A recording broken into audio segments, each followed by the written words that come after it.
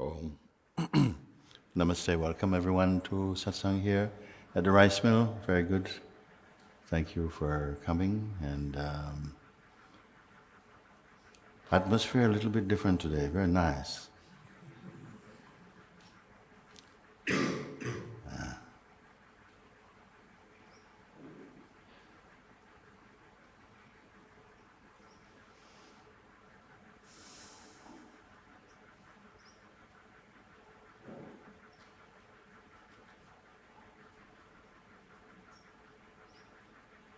Each one comes within their capacity. Is it okay? The sound is okay? What's happening? Can you hear at the back? You can hear? Give me some indication. Could be more higher. Yeah, we must all go higher. Go higher. Outside you can hear? They are fine outside. Just from my own place, it's a little echoey. I don't know if you're experiencing the same. The fan, okay, we prefer to sweat and hear. So maybe we could try it a little bit, and perhaps every now and again, if it gets too hot, we can, it's better like this. It's very important I ask this because I have the feeling that I don't want to share anything that you miss, actually. And this one now. Much better. Thank you. Better still, even. Okay. Very good.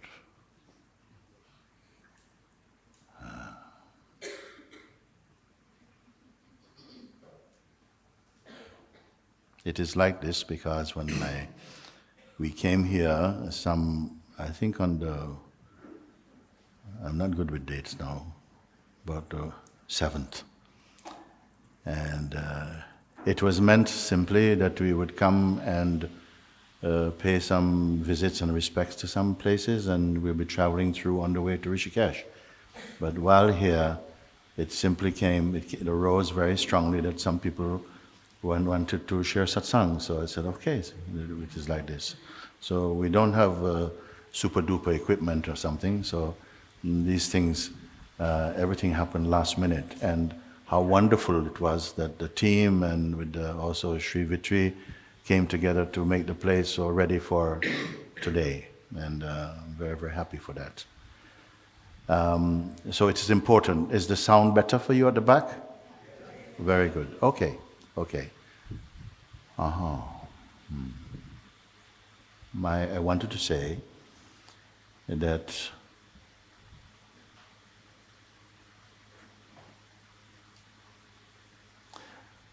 we have offered and opened these satsangs for 5 days. I think it is enough, in fact, for anyone who comes with that earnestness.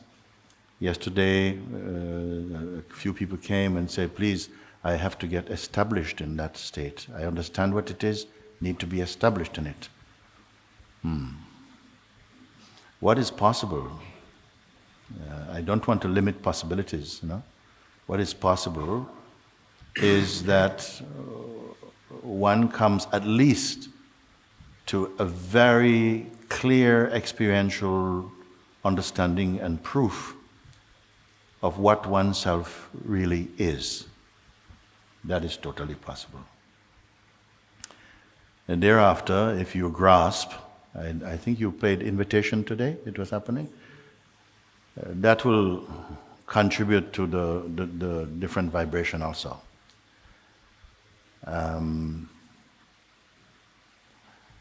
What happens, and many of you know, who have been walking path of self-discovery for some time, is that right there at the point of the most profound breakthrough in seeing is often followed by a tremendous wave of resistance that comes from the psychological self identity. And so strong it can be experienced that some people turn away. I wish that would not happen. So ahead of time, I say that when you come to that clear seeing, which is beyond merely intellectual satisfaction or intellectual conviction, but profoundly recognized, that it is not the outcome of some creative seeing or spiritual fantasy, but the actual tangible recognition, experiential of your natural state. It is not the end, actually. You can say it is a kind of beginning, although in itself it is beginningless. From the seeming perspective of the one who is searching, it can seem like a tremendous shift, definitely, in the perspective of looking and the one you take yourself to be. That can change in a very profound way. But, as I hinted at before, the mind will come. Sometimes I say to people who have come to that understanding, and it is simple, why not everybody? Why not? But as soon as that takes place, sometimes I say, the storm is coming. The storm is coming. What does it mean? That there are some energies that work within us for freedom and for spiritual evolution, to raise the altitude of consciousness. And there's also forces within us that is somehow operating to keep the attention into personal identity, to keep you bound in personal identity, in the limitations of personal identity, which is also an aspect of consciousness. But you can stagnate in this place of personhood for a very long time. We don't know how much time we have left behind in the state of personhood. But I don't want to spend much time on that. What is for sure is that what we are fundamentally, essentially, is the natural state, the natural self. It is only we are not fully aware of it. There's nothing new to happen. Maybe the newness of something is in the recognition of it, but the thing itself is neither new nor old, it is timeless. So I'm setting that pace now, that generally I put it that there are largely two kinds of question. One I would call knowledge questions. People want to know what happens when you die and all this type of stuff, and the different states of consciousness and so on. I call knowledge questions. They're fine, and they're part of our journey and of searching. But here, I would like to invite more freedom questions. Freedom questions mean that there is within you an urge not for just more knowledge, because sometimes you have to be free also of knowledge.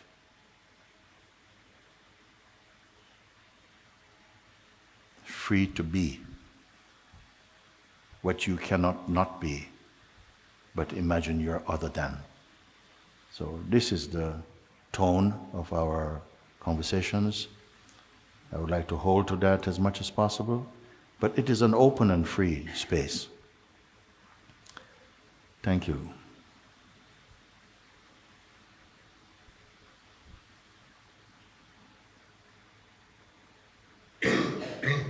Okay, you can.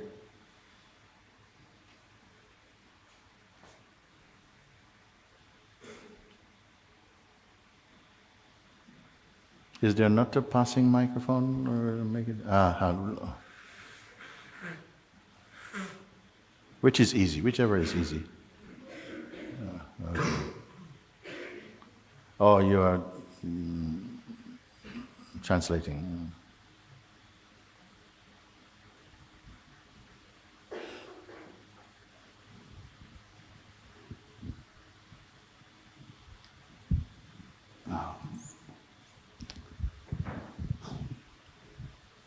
Hello. Hello.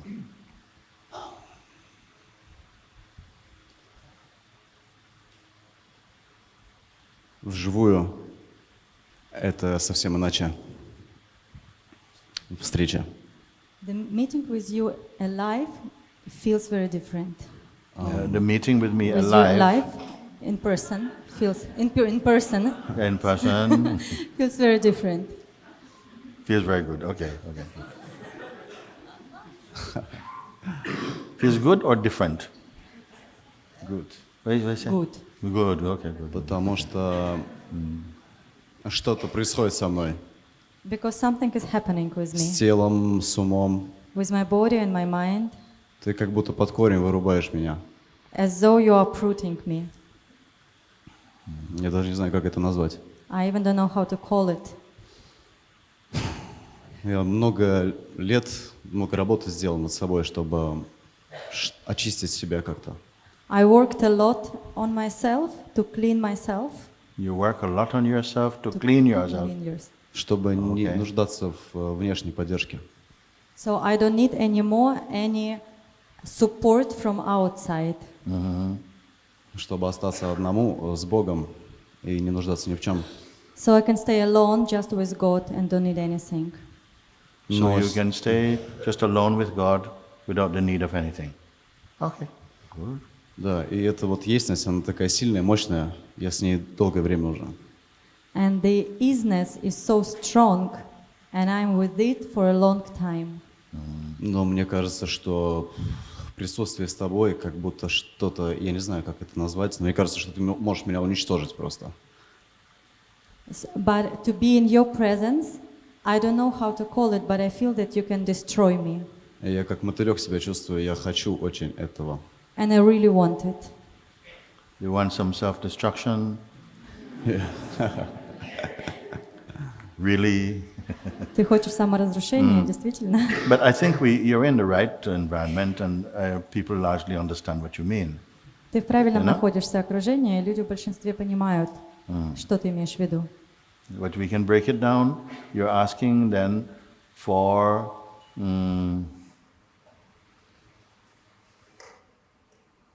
thank you. Мы можем разобрать это по кусочкам. You say you have a feeling I can destroy you, and you welcome that. Ты говоришь, у тебя есть чувство, что я могу тебя уничтожить, и You ты destroy этого what you're хочешь. not. Destroy what you're not. Разрушить, уничтожить то, How to чем ты не destroy what you're являешься. not? It doesn't exist. Как уничтожить то, чем ты не являешься, если оно не существует? Of course, I can put it like that, but it very much feels it exists. Да, конечно, я могу это сказать, но ощущается, что оно даже очень существует. The sense of personhood very much feels it exists. Чувство личности ощущается, будто бы оно действительно существует. For a long time, it existed even in more reality than God, actually. И долгое время оно существовало намного более реально, чем даже Бог. It is our primary self-reference.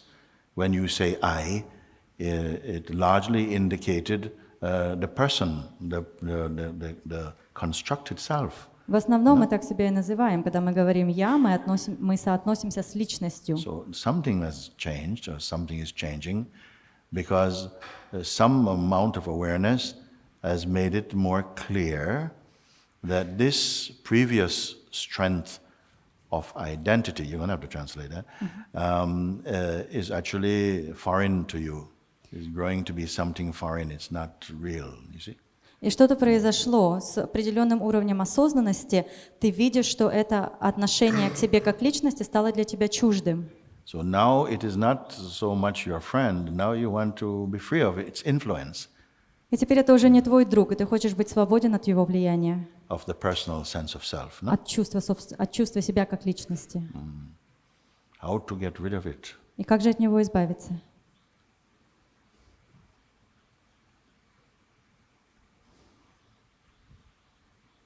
Because if I say fundamentally it does not exist, it may not seem helpful, you see. You say, yes, we know it doesn't exist, but... Потому что если я скажу, что фундаментально оно не существует, то это вам особо не поможет. Вы It можете сказать, keeps конечно, showing не up, существует. and it seems always to be directing my attention, even my moods and varying states seem to be dictated by this ego identity. You see, how to remove him. Потому что оно постоянно проявляется, и кажется, будто бы мое настроение даже продиктовано личностью. Как же от него избавиться теперь? So what I would want to say here is it's not important to put too much energy on trying to remove ego. И вот что я вам скажу, что не надо тратить много энергии на то, чтобы устранить эго. More important is discovering what it is, first of all, that is aware even of the sense of ego. Намного более важно обнаружить, что осознает даже ощущение эго. Because the ego sense is apparent, means it appears and is perceived.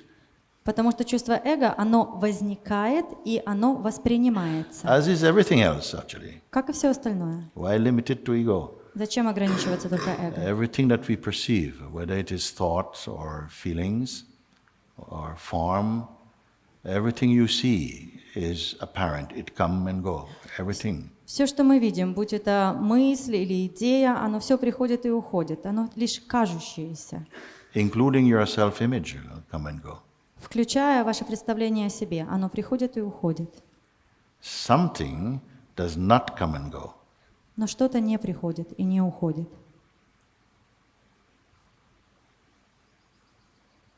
Because that is, everything else appears. Because that which does not come and go, because that alone really is, then it is possible to witness that things come and go. Your feelings, the mood, the play of time, of relationship, all these things are like clouds passing. Из-за того, что это существует, все остальное может проявиться. Настроение, чувства, эмоции. Они все проплывают, как облака. This is a simple thing, only requiring some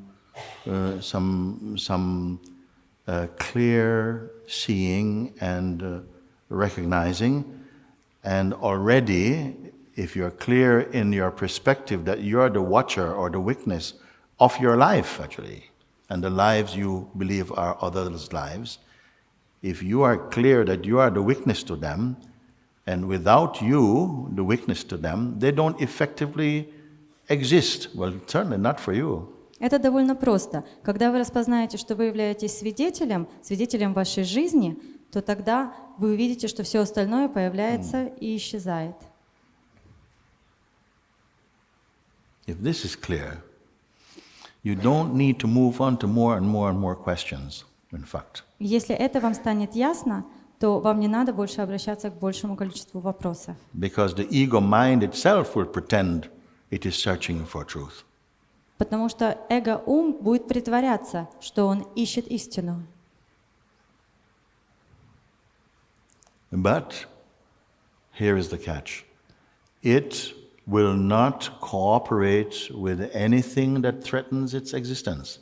That is the ego mind. Но вот здесь есть такая уловка. Он не будет связываться ни с чем, что угрожает его существованию.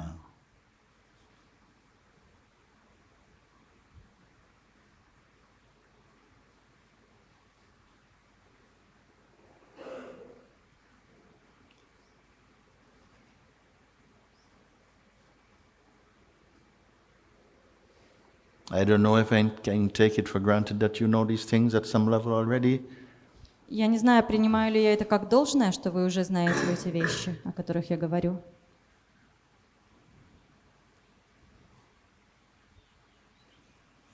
If truth is what you are searching for, there's not a lot of things you have to learn, actually. Если истина — это то, что вы на самом деле ищете, то вам не нужно учить много вещей.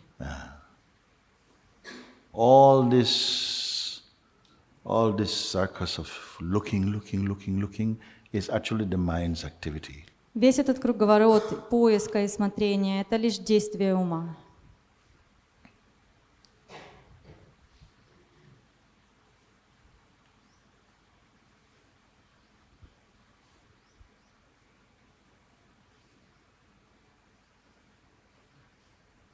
So I know somewhere in this time-space that we are sharing together, there has got to be some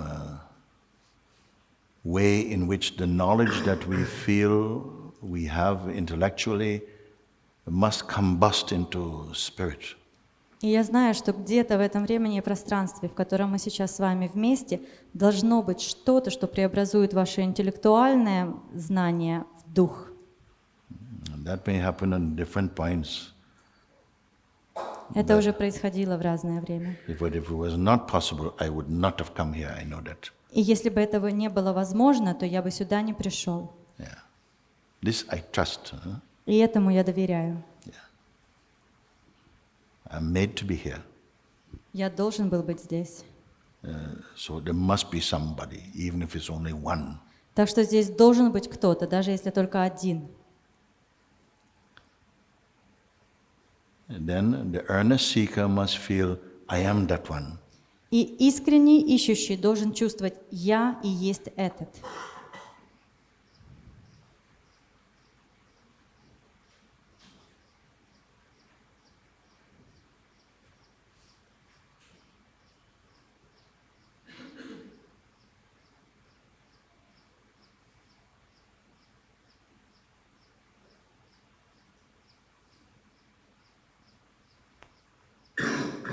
So the feeling you have that, yes, you say, I feel you could or might or will destroy me, meaning destroy what I'm not. Так что чувство, которое говорит, что я могу, буду, может быть, уничтожу то, чем ты есть, имеется в виду то, чем ты не And further являешься. on from that, you say, I desire that also. I desire to have such a darshan, such a understanding as to remove this ignorance that is molesting my peace. И ты дальше сказал, что ты желаешь это, ты желаешь получить этот даршан, устранить эго, которое нарушает твой покой. So whether you're the one standing up here or even sitting down,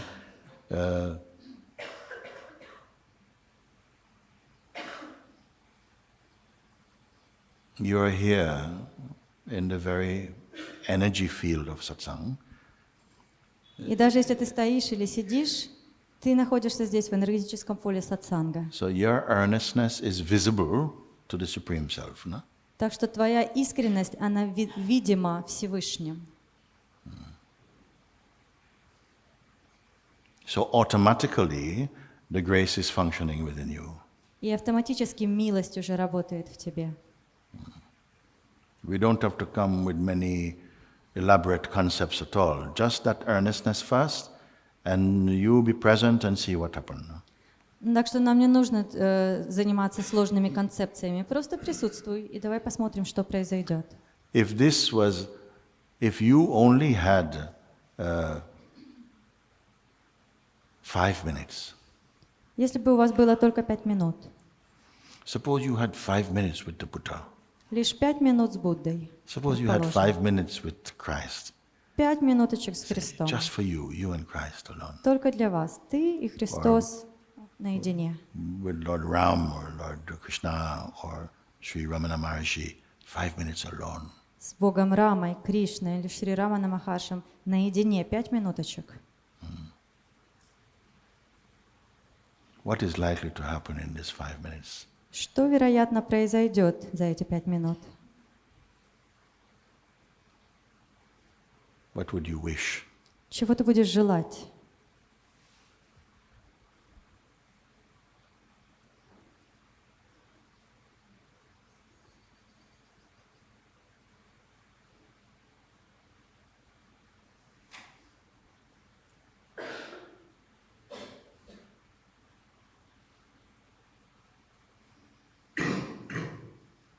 Let's break it down to 1 minute.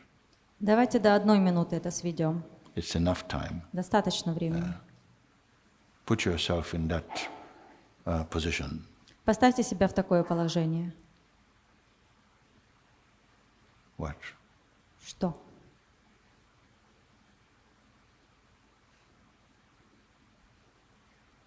The mind say, can we extend it for another 10 minutes?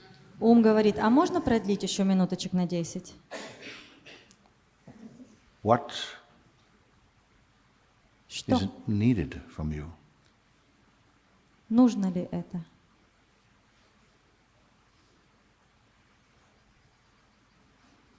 Because in your life you imagine that you are apart from that moment with God, with Ramana. You think, oh yeah, but he's not around physically, I'm not able to be with him. But some people don't have this attitude at all. Потому что в жизни своей вы думаете, что вы отдельны от Бога или от Кришны или от Раманы, и вы говорите, ну они же физически не здесь, но у некоторых людей нету такой идеи. When you realize that what you are never outside of what you are. Когда вы понимаете, узнаете, кто вы есть, вы никогда не находитесь снаружи того, что вы есть.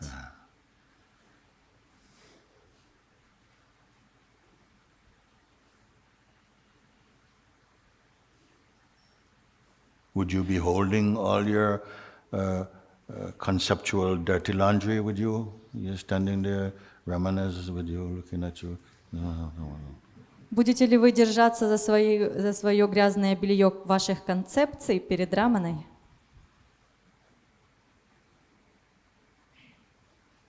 Would it even exist? Будет ли оно даже существовать?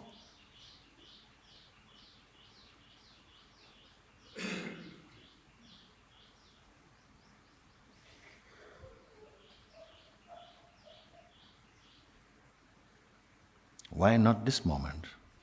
Почему не этот момент?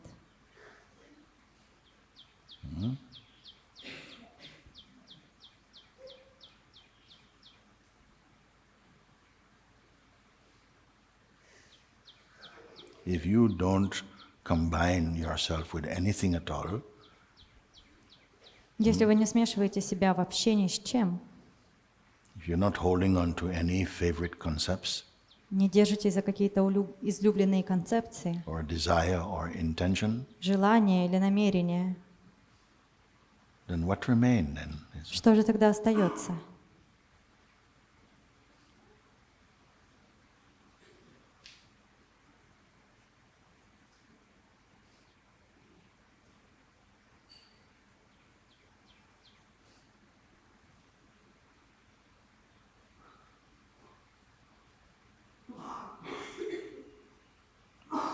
Even this now exists without thought.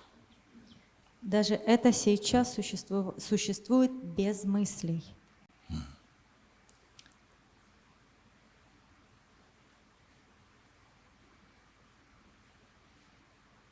Don't call it a spiritual experience. Не надо называть это духовным It's a переживанием. natural state.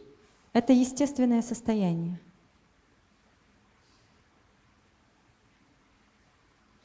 There's not even anyone being that. Даже нет никого, кто мог бы быть этим. Nothing special. Ничего особенного. Of course, the mind will not agree. Но ум, конечно же, не согласится.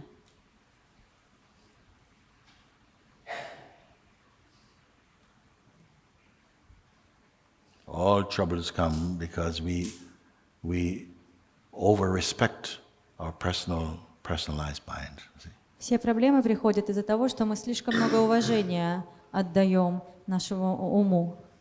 We believe what it says. Мы верим в то, что он говорит.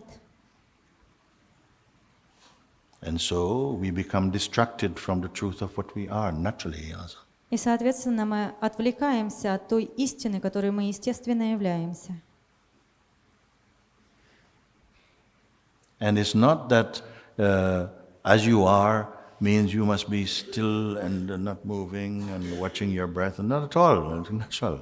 И это совершенно не значит, что быть тем, кем вы являетесь, вы должны бездвижимо сидеть и наблюдать за своим дыханием. If there's any trouble, it's because the habit or the reflex to go back into personal identity is a mental state. И если и есть какая-то проблема, то только из-за нашей привычки, рефлекса возвращаться в личностное отождествление, наше это ментальное состояние. And it will happen. И это будет происходить. But use the happening as an opportunity to recognize that you are the witness to that and not that itself. Но используйте то, что происходит, как возможность распознать то, чем вы являетесь. The self is not a practice. Истинное «я» — это не практика.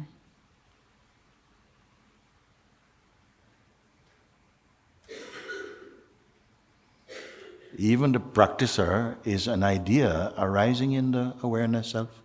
Даже практикующий — это идея, которая возникает в самой осознанности. Can you relate to this? Of course you must be able to relate to it. Можете ли вы увидеть это? Конечно же, вы должны быть способны.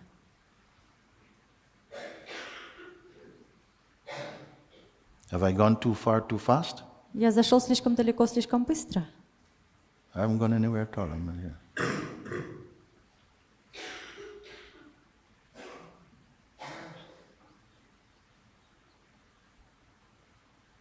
Сказать что-то? Should I say something? No, Нет. you don't have to say anything. Ты не должен ничего говорить.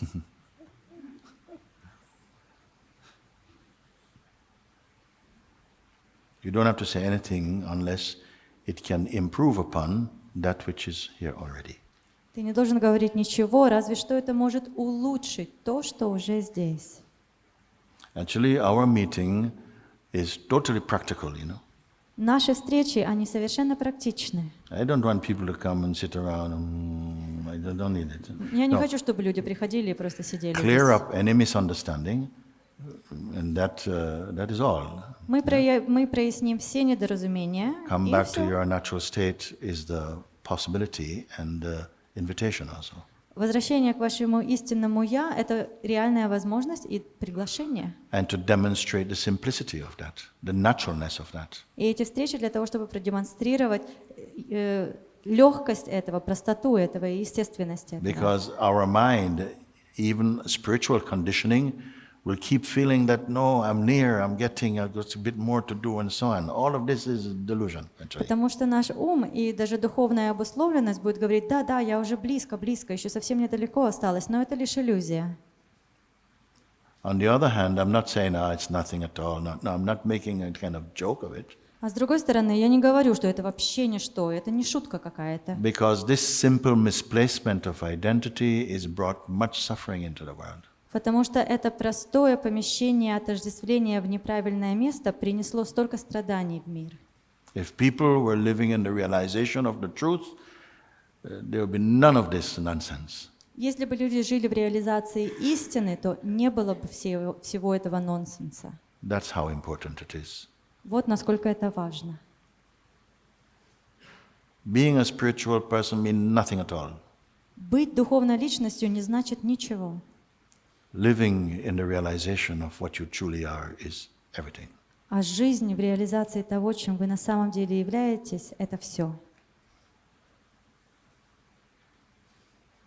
It's totally available and totally possible. Это совершенно доступно и совершенно возможно.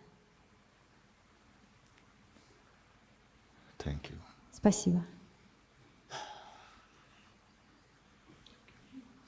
Now, I know that you didn't take all that in, Я знаю, что ты не смог сейчас все это вместить. but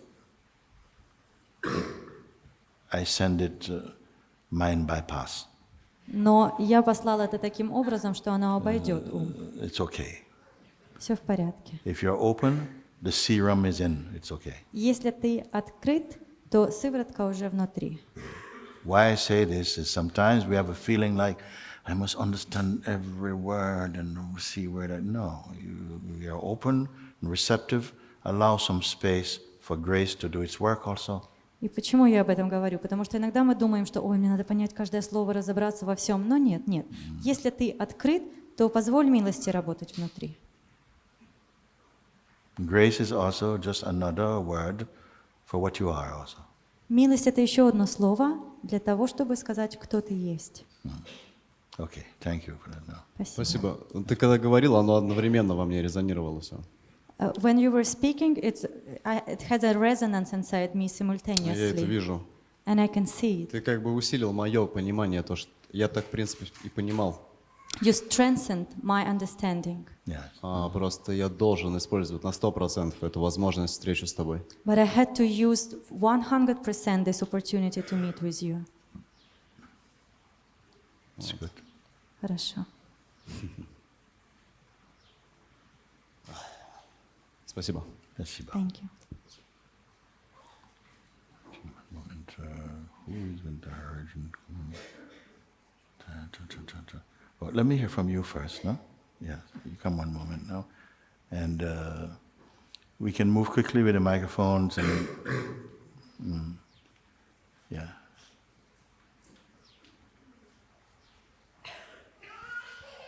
Okay. Father.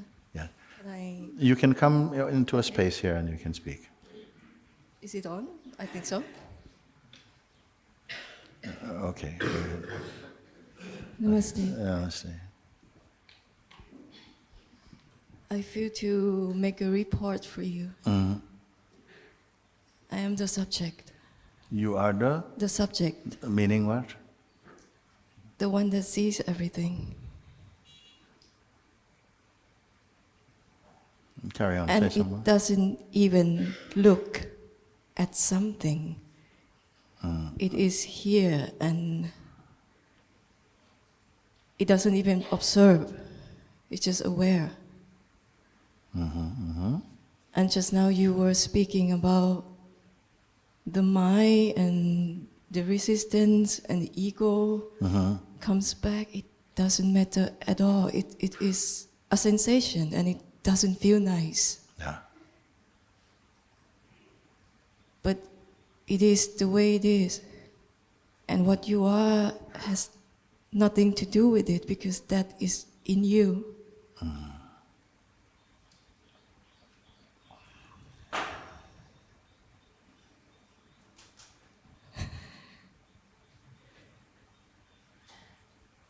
And So you have discovered that unchanging place. You are this unchanging place? yes, Yes. So, from the unchanging place, the unchanging does not require that that which is changeful stop changing. The nature of the phenomenal manifest world, it's always in a kind of flux. It's always moving, you know? But you are not concerned about that. Some power is taking care of it, including the way that that power is behaving in this body. Also, it must do its thing. That activity, even of the body-mind, in that display, is also a weakness from the unchanging place, which is not elsewhere, it's right here. It's like that? and with this sentence, the world doesn't exist. Explain to them what you mean by that. Now it is like it doesn't exist in the way the mind thinks it is. Yes, yes, But yes. it's, you know, it's there, but Very important thing she's saying. You say the world does not exist. Not many people will accept what you speak. So even better you don't say. You just see, don't say. I said before, the expression or the statement, nothing, the world does not exist, is not a good teaching. It's only a great discovery. Don't tell anybody that thing. Because you to say this, and then people see me, it doesn't exist. If I step on your foot, you're going, did that not exist? Yeah, okay. You're not saying I won't feel pain and so on. But in what way does it not exist? Because,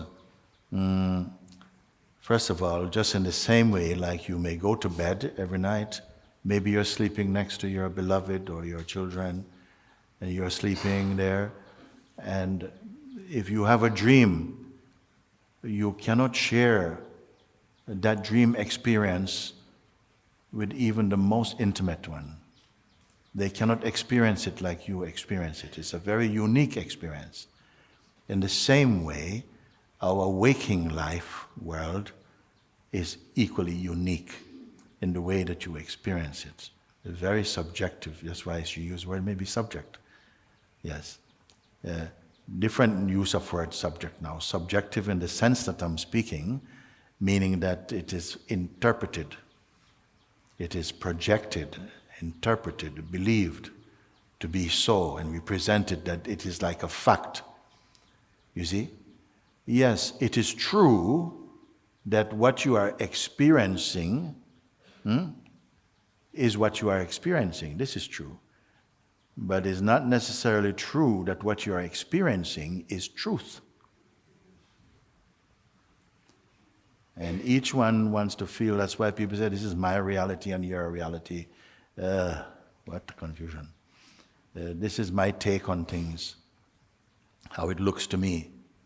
And now she's looking and saying, but such a view is not worthy of proliferating my personal view. You have your own view. So all of it makes this matrix of this kind of world that doesn't really exist. Not in a factual, literal way. Even the way that it is experienced from one particular perspective, that also perspective changes within the same organism. Something sees that, yeah, don't rely on that. Don't rely on that. There's only clouds passing. Don't fall in love with any cloud. It's all just passing. Yes, also, what am I saying? You have your relatives and friends in the world, should you just dismiss? No. This is also the divine play. There's great beauty. Consciousness is growing, interacting, and refining its own power in this play of the dynamic. But you have come to another place, in the very heart of that fluctuating, phenomenal world. You have found the stillness which is unchanging.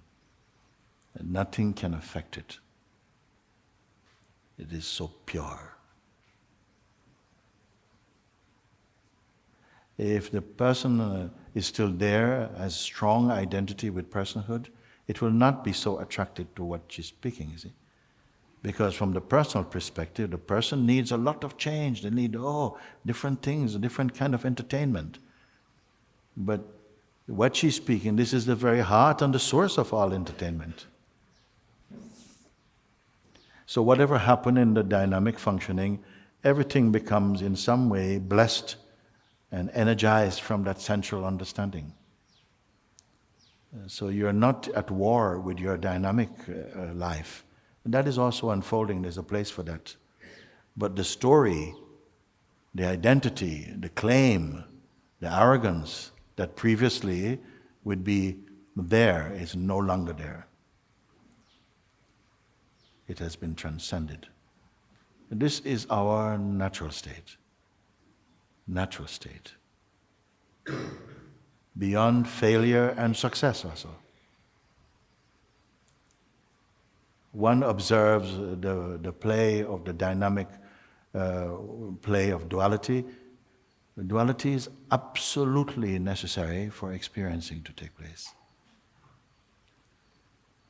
And yet, it is functioning or taking place in your unicity or non-dual self. So I love to hear someone stand and speak about it, so it doesn't seem like, yes, it's just, no, this is your actual truth. Reaching such a place, you will never be overwhelmed by depressions and fears and anxiety and so on. You'll understand there are also clouds passing, and they will leave a tremor, Yes, a lightning may leave a scar here and there, it doesn't matter also. Whatever needs to be done, it will take place somehow. You need not plan ahead. Everything is unfolding in its perfect timing, in accordance with the will of the Supreme Self. Just like that. We are gradually developing the taste for your own self.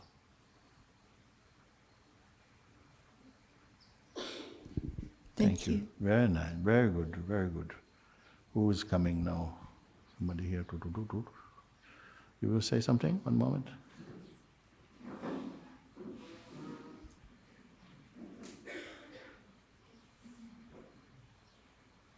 Now we are all listening to these things, but I sense more today that you are perceiving in a spaciousness within your own self. That the mind is not dictating. It can appear, but in the greater space of the unchanging self. Otherwise, this level, even now, a certain level of tranquility is present. Not full tranquility, but it is there. Something, you may say, like dropping into that is-ness, that space. And it need not just be a memory, as some sort of souvenir experience. It is introducing you to your unbroken natural state. It's only show. It cannot create. It can only reveal it. Sir. Swamiji, koti koti pranam. Thousand salutations. I am in the twilight of my embodied life this time. Yes. And I know I don't have too much time in this embodied state. I've been brought up to believe right from my young days that there are two purposes for life. One is to live life, and the other is to attain the Supreme at the end of this life. Yes. And that the latter is the larger purpose of creation of human beings in the form that we are created. Yes. Yesterday, I was here, but I was seated somewhere at the back, and a combination of the acoustics and my old age did not permit me to hear maybe 50% of what you said. And I know that I missed a lot yesterday, so I requested one of the attenders to give me a seat close to the speaker, which she did, and I'm thankful Very to good. her for that. Very good. I'm glad you made this move too. And that's the earnestness, you see. You're saying if I can only hear perhaps 50%, maybe in the 50% you did not hear would be something you would not want to miss. So today, you come closer to the speaker. You can hear. This is earnestness also. Don't want to miss a word of it. Yeah. I heard the invitation at the start before you came in, Aye. and I sensed a little of the power of that, Yes. becoming aware, the is-ness, as you called it, and I likened it something to what Adi Shankara said of neti neti. I don't know if I'm right. Yes, it's good. It's fine. And that is the method of seeking, is what Adi Shankara and many other seers have said and gone. But I have a conundrum, and that is, if the ultimate purpose of our life as human beings is to attain Godhead, which I firmly understand is, if that is so, is this awareness or knowing is-ness a prerequisite for that end? Because I have been practicing what I've been taught to practice, which is Kriya Yoga and meditation, which has given me some, shall we say, stillness when I meditate, and I get transported during that very, very brief period of stillness that occurs every day. Yes. And I'm also told that if I persist with that, which I do, I will ultimately reach that state, which will put me in communion with the Supreme. Yes. I also understand that the mechanism to be able to attain that Supreme is built into the form by design of the cosmic design engineer. Please correct me if I'm wrong. Understand that that power is known as the Kundalini power, and I'm working very ardently every day to see if in this lifetime, or perhaps, I don't know, some other lifetime, I can achieve that end. Yeah. But my first question, or the many questions that I have, is this a prerequisite? The is-ness awareness, is it a prerequisite, a pre-qualification for the other journey? The is-ness awareness puts an end to journeys. Puts an end to? Journeys. Okay.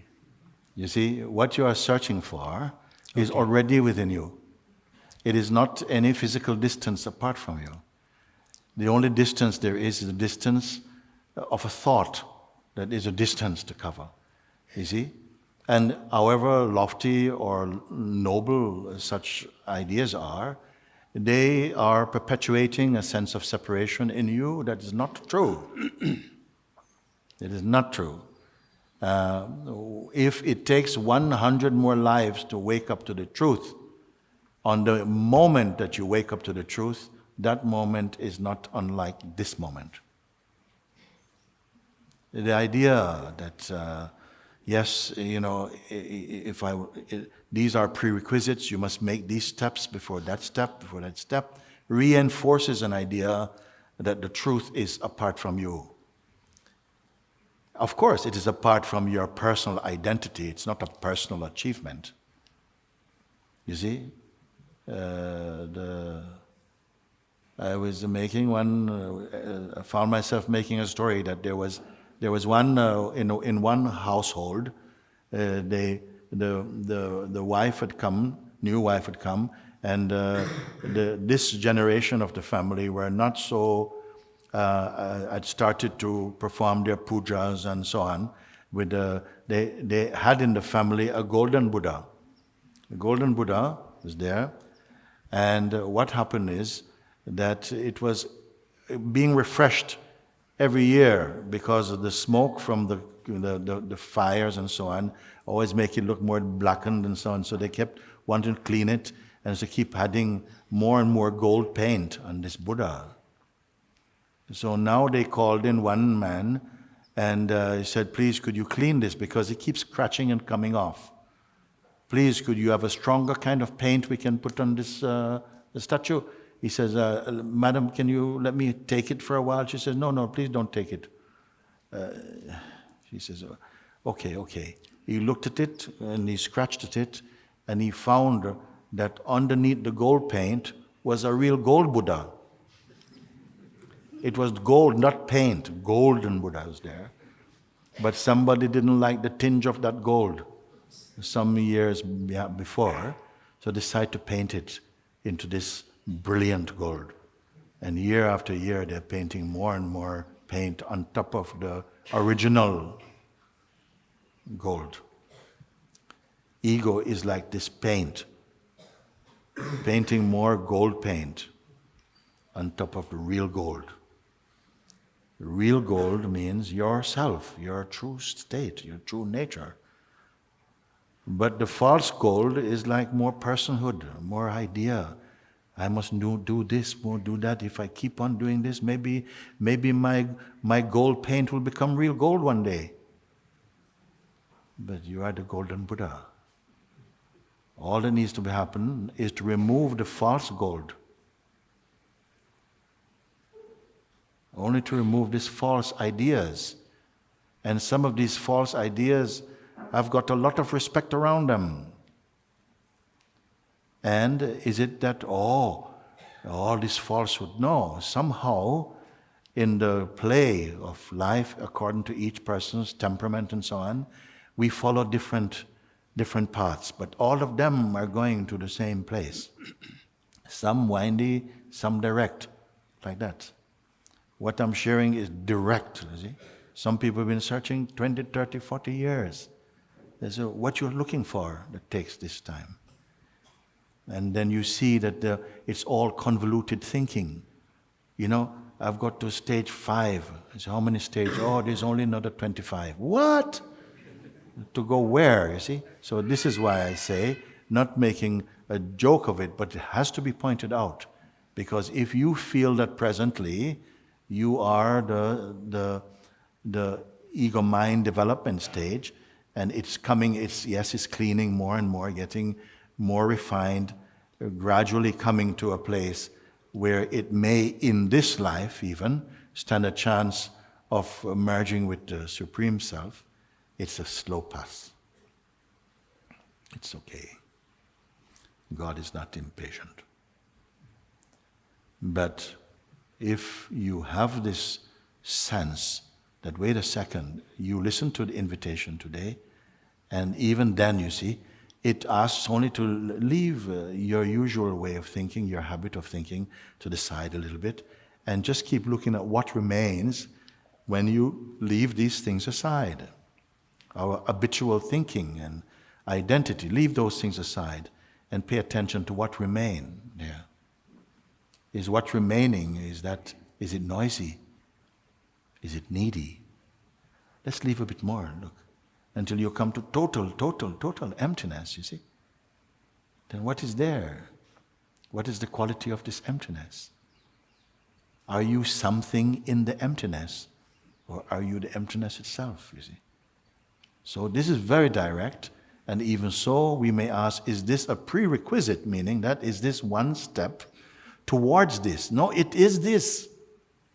It's merely peeling away this cataract of illusory identity, and what remains is original nature, you see? Original nature.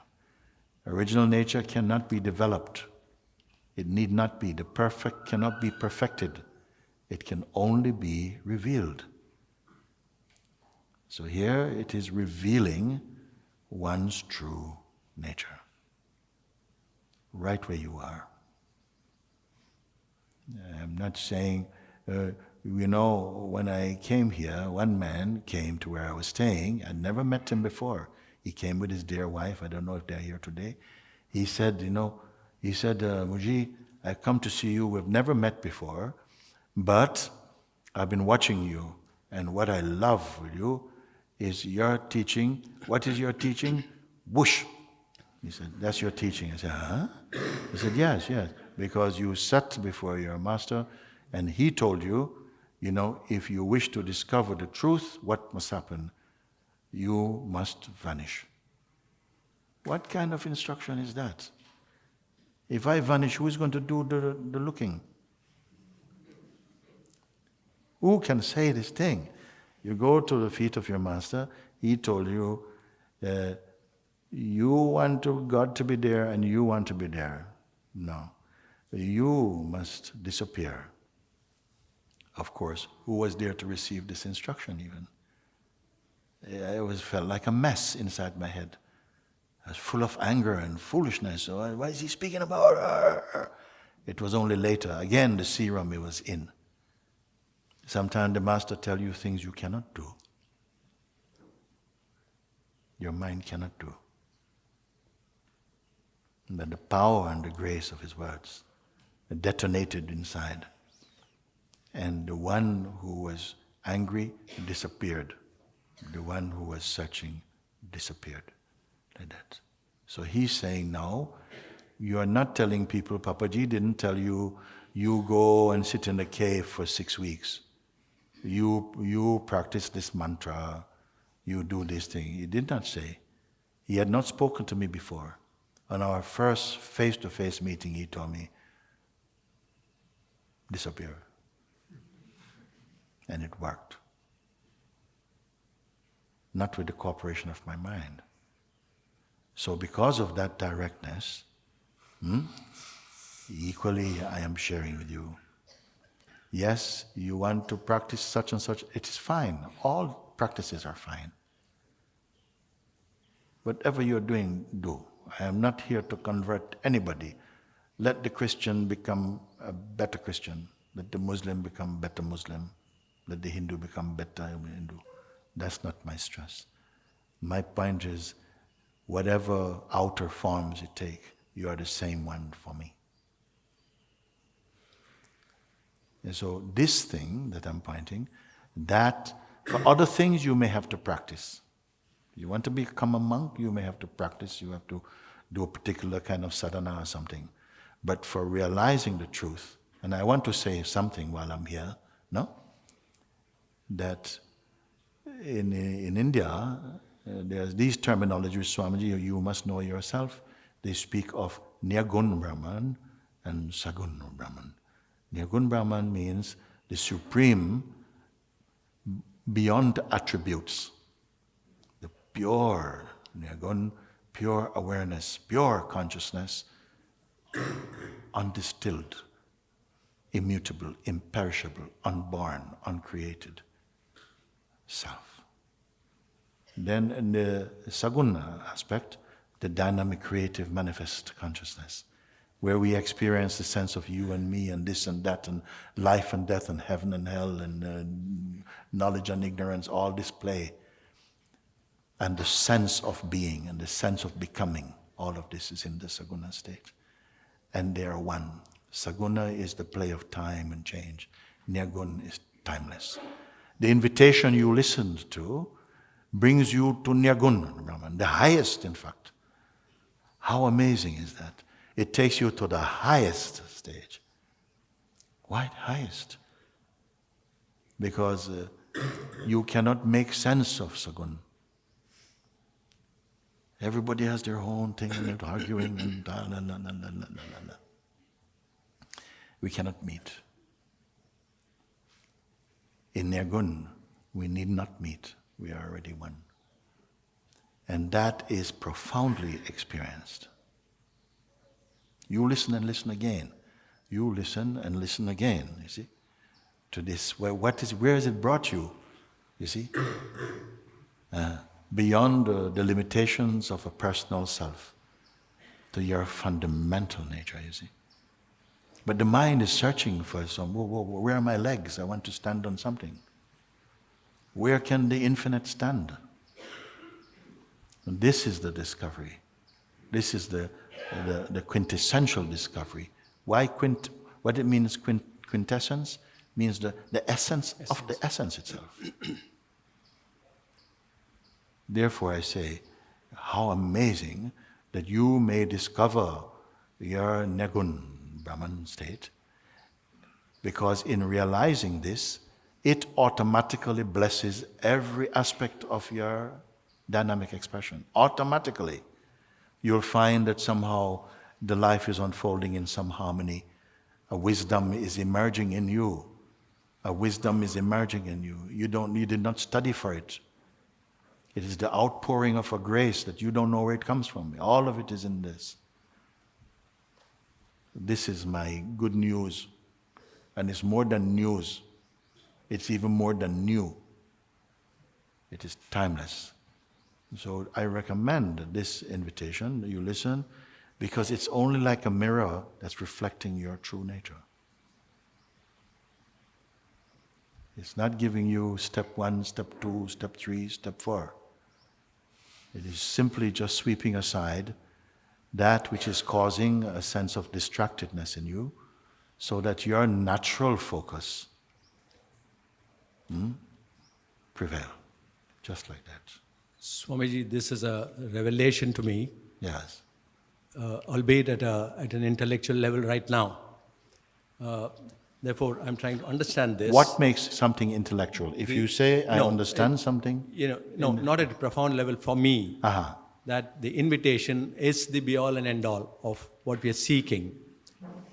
That is the self-real awareness or understanding that I am the Is-ness. Which means, like you said, there are no further steps required really. If this happens, then that's it. I don't want to say too much about it. I'd rather hear from you once you come to that seeing. Yes. Therefore, my next question is, this has to happen. I don't think with one hearing of the invitation, it'll happen. And therefore, I have to practice hearing it again and again. Yes. And perhaps at some stage, momentarily, that awareness will come in. And thereafter, with repeated... The awareness is there all throughout. The awareness is there all throughout. It doesn't come in. What happens is that something that appears to block it moves out the way. Yeah. Okay. It is more correct way of putting it. The awareness does not come in. Awareness is there before the beginning of the world. The awareness is here. You see? Yeah. And therefore, is there a transcript available so that every word I can then read when I am hearing this to understand it better? Yeah, actually, it is available for everybody. It is free to download the invitation. You can listen into your own. No, one is the listening. The other is there's a transcript that I can read along with that. Yes, that is there too. That will be very helpful. Some people like to read, some like to just listen, whichever way. It is there. Shri, put your hand up. She will tell you about it. Okay. You can read it, and it's a very small book. I like small books. Yeah. Okay. So that's point, and it will. And yes. Further, Swamiji, once the awareness comes in, like you said, what prevents it from coming in is removed, and the awareness is in. Yeah. Is that equal to enlightenment? Is that Surely. It is the same thing. It's not awareness coming. awareness become aware of itself. It is not so much functioning through the mind to be, because otherwise the mind itself in some way is shopping through the senses to connect with sense objects. No, it's a natural thing. You have a body, nothing to be embarrassed about. You know, for a while this is what the consciousness wishes to enjoy through the body, to interact. It's an interactive consciousness, the dynamic consciousness, and the experiencer, you may say, is arising as a sense I am also inside this experiential state. So that instrumental consciousness or identity is searching for experiencing, mostly aimed outward through the senses and the mind, like that. But here it is more now, the eyes here is to interact with everything that's on this side of the eyes. The world of names and forms and change and this and that and the elemental world we see. And then even behind the eyes, there's still a seeing of feelings and thoughts and emotions and so and so. All of that is appearing in that space we call consciousness or awareness. No? That awareness itself is the fundamental principle that is the root cause of all the manifest and dynamic play of the world. And it is you. It is not the way we are usually thinking of ourselves. We usually think of yourself as the form and name and whatever conditioning, whatever your location you've been brought up, all of this constitute somehow the sense of an individual self. And even within that, there's a constant flux in this. The individual is never single, it's always changeful in its expression, but there's something inside him that is unchanging. He must find out what this unchanging thing is. If it's itself if the unchanging is itself a function, or is it a principle? Once you discover, and I put it that it is easy to discover, and not only easy, it's natural to discover, you see? But if you use only mind, the mind will keep on creating complexities. As I said, truth is simple, but the seeker of truth is complex. And is constantly facing its own complexities. But when it comes to a simple thing like the invitation, you follow and you find yourself as yourself. Not yourself plus all these projections and all this baggage of concepts and things we consider to be important for life. Not only you mentioned at the beginning about living, then you come to see you are life itself. Not someone living life. You are the life. And also the witnessing of life is occurring to you at the same time. You are the life and also the source of the life. I'm not saying you are the great God, but you are not apart from the great God. So that is the silent witness. The awareness is silent witness. The silent witness, I am not even going to put that as... It is a bit more subtle. I don't know if you want to spend time with me to talk a minute or two about this, what you've just said. Anybody up for that? I would really love to know. Yeah, John. You ask if the awareness is the silent witness.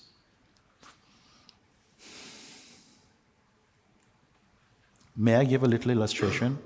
Because I share it with people, often with people who... You want to say something? Sorry? You're okay standing? You're fine, Baba? Thank you. Okay, thank you. I gave an example before. Many of you, if you've been watching Satsang, you may have heard. We speak about, I gave this picture that at the edge of a cliff there's a tree there, no? And on a branch of this tree is a bird that's building a nest. And this bird is building a nest. He flies off, brings things back and building this nest, feeding the chicks and so on. So this bird, I'm going to call the first bird, is representing our dynamic life in the world. You have a family, you go to college, or whatever it is, you study, you grow up, you graduate, you get married, you have a family, you got a job, blah, blah. The life that most people, they have something, you have a goal, you have a dream, you're pursuing. This is this life. This is the first bird. On a branch just above that one sits another bird. Looks identical to the first bird. But this bird is not building anything at all. it quietly just looks. He's quietly looking.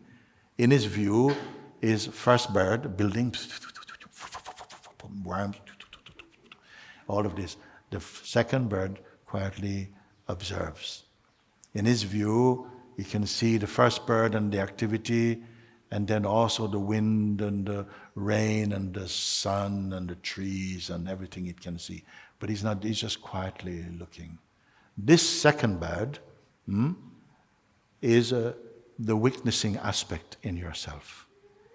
That observing ability to observe what is happening, but not actually doing, just the observing. Okay, you follow this one? Yeah.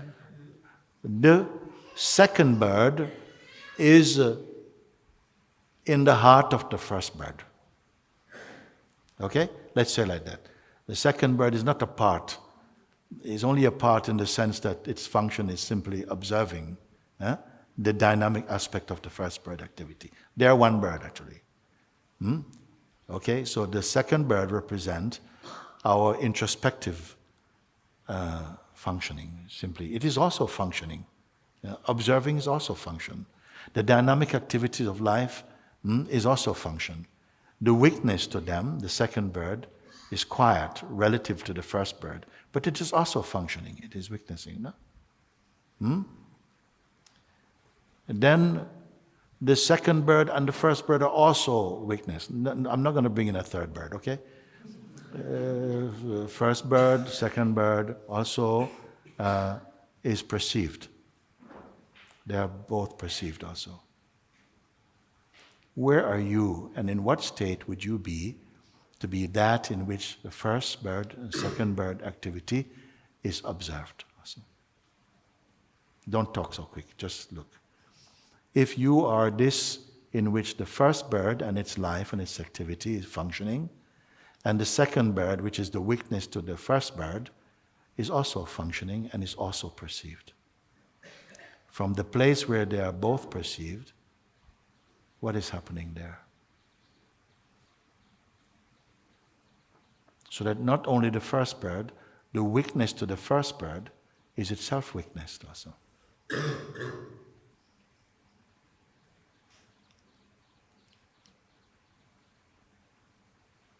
Can you find that in yourself?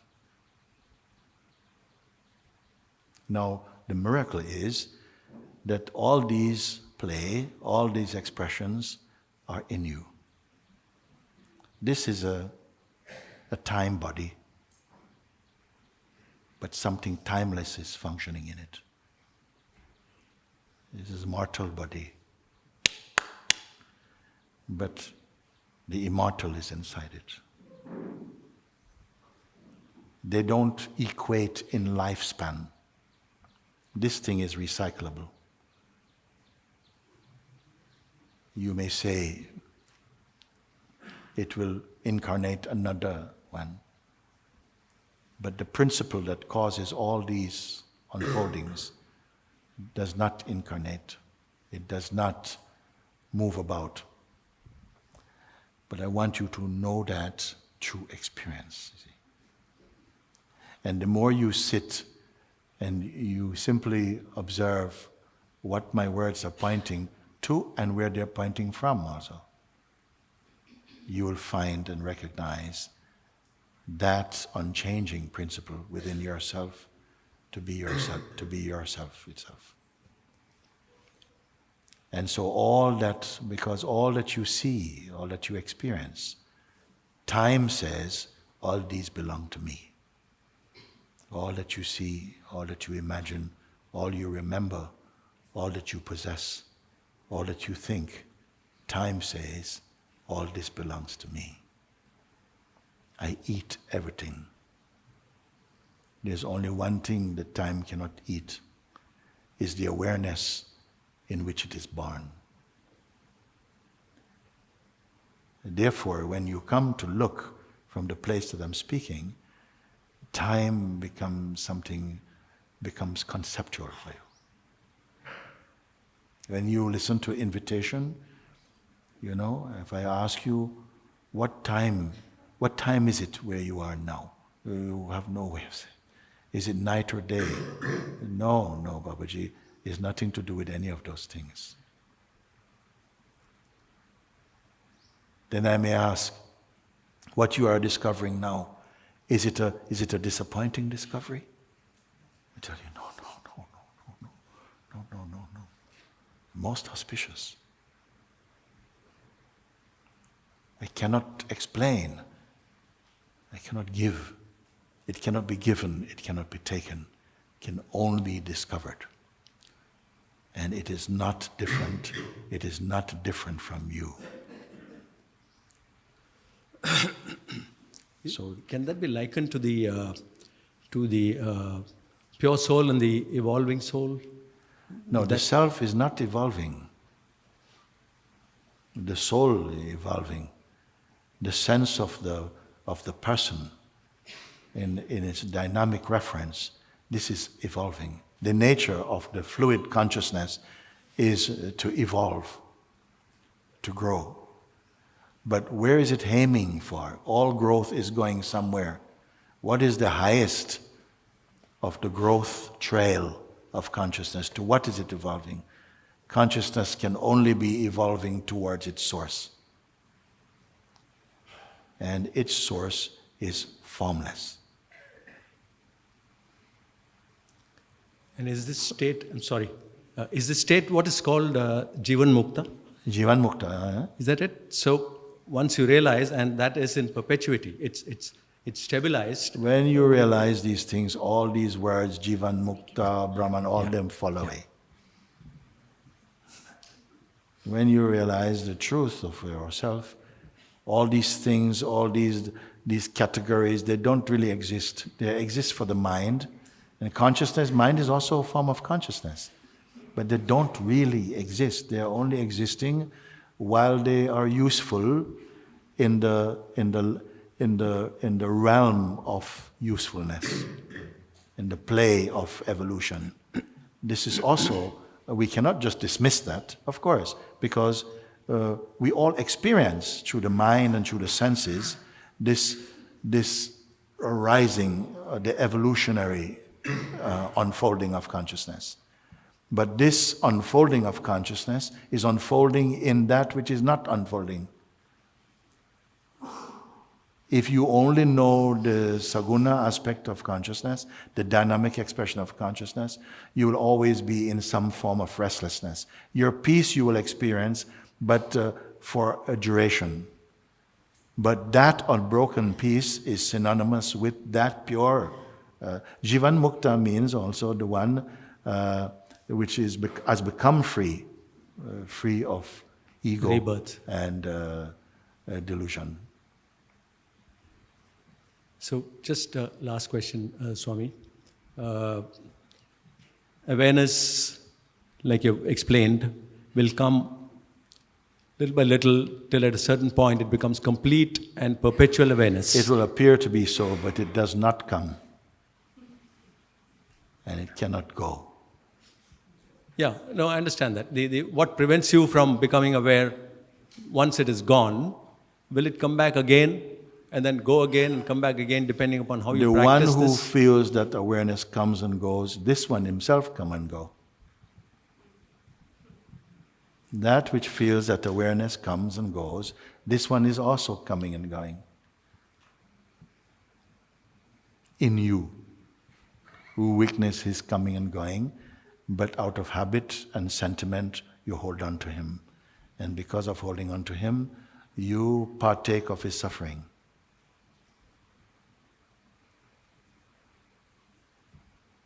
Less on learning, more on experience. Here is to experience and to verify. We don't have to learn so much. There's sometimes learning and the mind think, okay, I got it. I cannot get it. It is not the correct instrument for attaining the state of grace. And then when you engage with the phenomenal world, will that disturb this, even if temporarily? You cannot help engaging with the phenomenal world. You have to.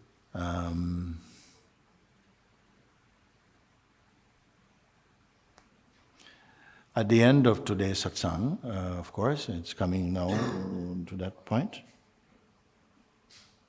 Oh my gosh, time moving very slowly today.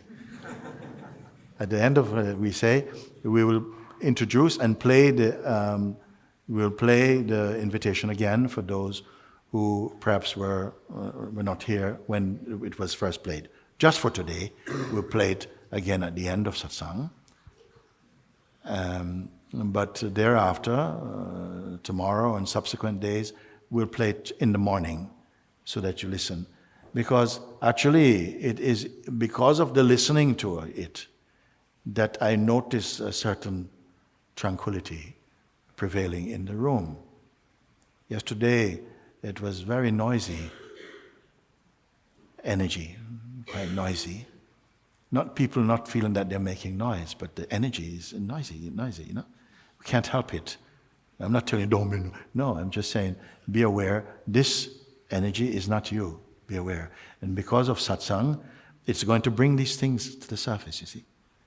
Because I'm here like this with you, it will come something like some people uncomfortable. See some people come. I just start to say hello and they're leaving. So, okay. Not the one who husband get up, wife get up, they go. Why? What is happening? You come all this way. The opportunity is real here also. The power of God's grace is here. Why are you going? Why are you going, you see? Because, of course, sometimes things get stirred up. They come to the surface. This is grace also. It is grace to feel something, whoa, and then your mind, whoa, just don't identify, don't go with that. It's okay, let it come to the surface. If there's an earthquake, you know, a lot of bubbles come to the surface. They touch the top and they pop and they disappear. Things will come and they'll go. Don't give so much importance to them. It's just some gas. Let them come and go. Don't focus, don't label yourself with these things. In life, we all have to experience so many varied things, and we somehow absorb them, consciously or unconsciously. And now, satsang in this field of grace, there's something is taking them out. And it can feel like a kind of spiritual detoxing. It doesn't feel comfortable. But understand, it is grace is with you. Grace is with you. This is a wonderful thing. And then somehow focus and gradually, what is it all about? Just to, again, reveal your natural state. I don't have your natural state. It's you. You are your natural state. But it's covered up by many different things, noise. And that noise, it will first go, and then go.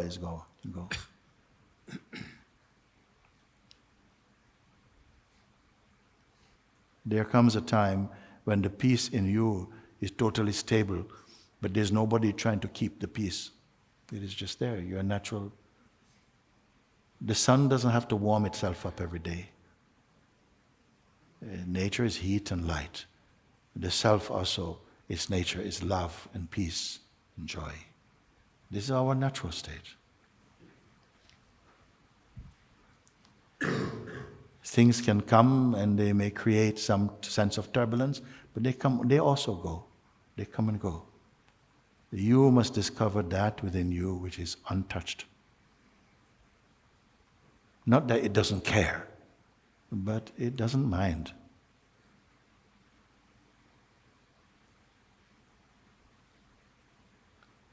So I am not sharing with you something you must keep in your head, so many things. No. Yeah.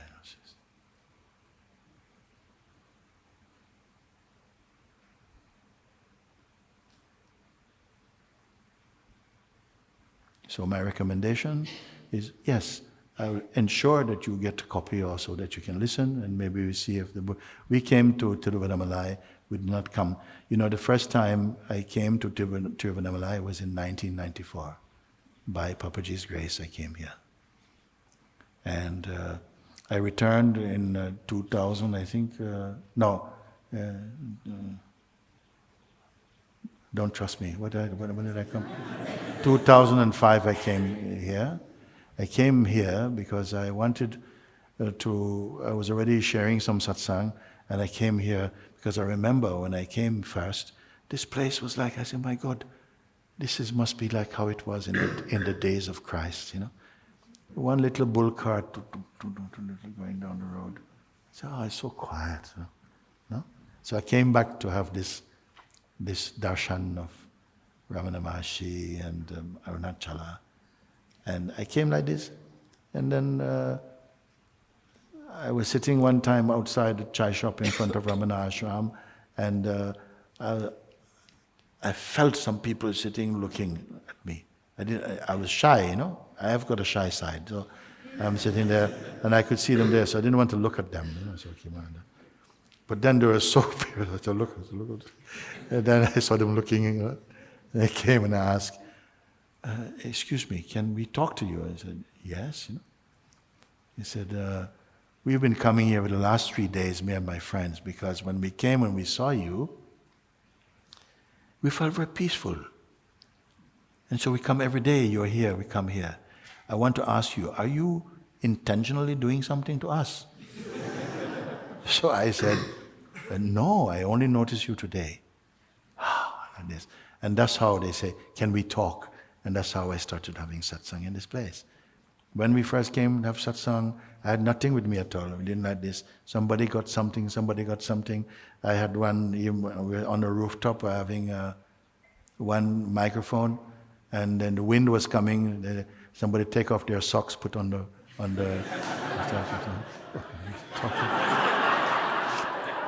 The same thing now, we came this time, just passing through. I came on to see Sri Bhagwan's place, also Sri Yogiram Sarat Kumar's place, to go to Arunachala, to see Priti and Mama, and a few friends we have. That's it. And now we come just like this. So everything is just unfolding like that. Now you beautiful people are here now. We are sitting together. Something brought you to Arunachala. Grace brought you to Arunachala. But you can also come here and don't stagnate here. They say that if you light a candle in a room, it lights the whole room, but just beneath the candle is a shadow. Don't live in this shadow. Thank you, Swamiji. Thank you. A lot clearer than before. Yes. Continue, because continue with listening, and then we will get to you this thing. Okay? Thank you. Thank you very much. Thank you.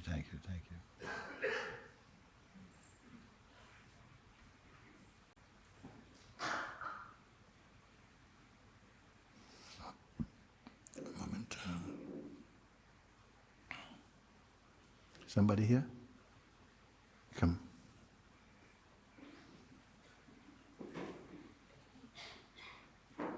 Hello. Hello. Yes, thank you. So my question is beyond ourselves, so to say, is more around helping other people. But helping others. Yes, because we so much talk about me, how can I attain enlightenment and so on. And I keep thinking about, okay, can I help other people? What are the tools that I can help other people with? Can people who do not want to be helped, can they be helped? Can people who don't want to be helped be helped? Yes. Can you force enlightenment on someone? No. Very arrogant thing even to think. No, it was No. I mean, broadly speaking, like that. And we cannot also be the best assessors of the needs of others, because many people, they want to help someone, but based on their own projection also.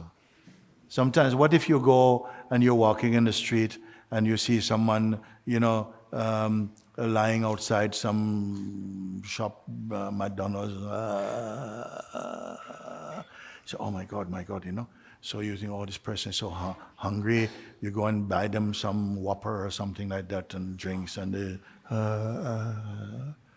Babaji, eat. They don't want anything. What you want? And then you say, whoa, no, this is bad for you. This is bad for you. Smoking, look at your state. You should not be doing, you know. No, okay. No, whoa. No, not bad for you. So, are you helping this person, you see? Sometimes you give what you think they need. Are you enough sensitive or in tune to know what they need or what they want? So these are some of the predicaments that can happen. And I still acknowledge that can come from a beautiful place also. You see? But it's not so clear, you know? What does someone need? And sometimes you see people in situations that you think, wow, they're in really bad shape. But sometimes we need something there, and that situation is feeding at a deeper place. And it's almost impossible for someone else to evaluate, you know? So this is why it's like supposing you go to some place and you see these people drowning. They're drowning in this ocean of samsara. The people drowning, and you look and you see that there's a shop selling bikinis. More people to go buying bikinis to go and jump to drown again. And you say, oh, no, I have to help them. And you run into the water and come to me, but you can't swim. Come, and they come, and then you drown also. You must at least be able to be good enough to swim at least to rescue one person. So this is why it is not selfish to first pay attention, especially in terms of satsang. The Buddha or any of these great masters, they totally forgot themselves, actually, their personal self. And because of that, what they discover, hundreds, sometimes thousands of years later, nobody can forget them. It's not that they were spending time on themselves, actually. They were spending time, actually, to find also what is not themselves, to be free of what is not true of himself. And that time, I think, is the most virtuous, the most useful, the most beautiful, to look into your own nature and to go through all these varied experiences that life offers and to grow strong through them. And then you will be equipped with the right level of compassion, intuitiveness, insight, care, sensitivity, like this, to really be in service. You know, you can only be the instrument of the Supreme. You cannot go out by yourself to help anybody. It's good? Thank you. Thank you, very good.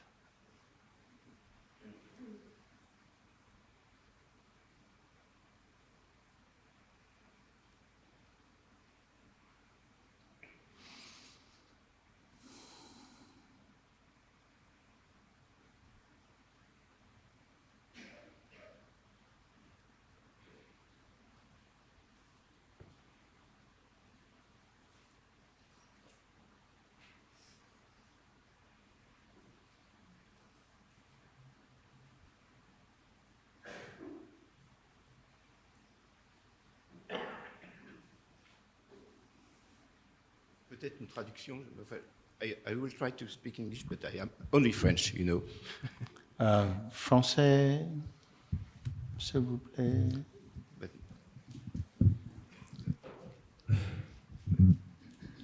maybe I will try. You know, there's got to be French here. Come on. Thank you. Okay. Okay.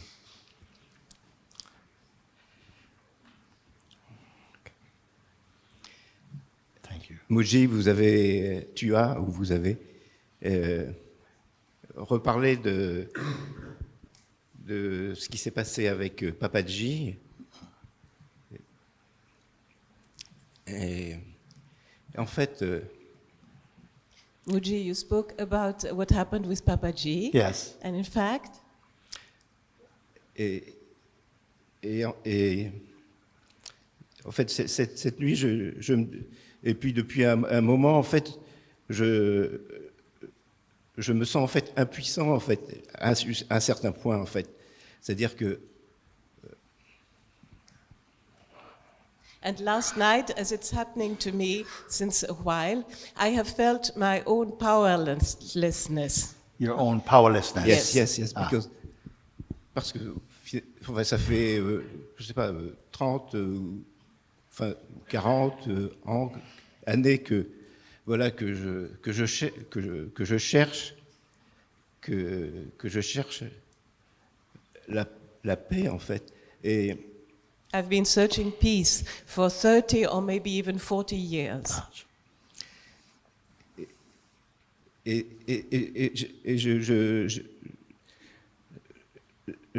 enfin, il y a l'expérience de la présence que vous proposez, mais il y a toujours le chercheur qui est là et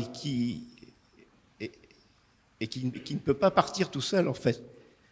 Parce que vous dites disparaître, d'autres enseignants disent mourir à soi-même, mais en fait, je sais pas, je peux pas le faire, en fait. Je peux pas le faire.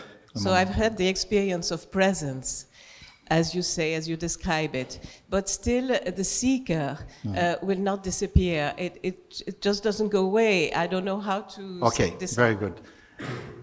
The seeker will not go away, but the seeker is observed, no? Mais le chercheur. Oui. Now pay attention, the first thing, we can catch him. The seeker, you say the seeker will not go away. So something is observing, the seeker energy is still here, and I know I am not this seeker energy, why doesn't it go away? Vous comprenez? Oui, je comprends.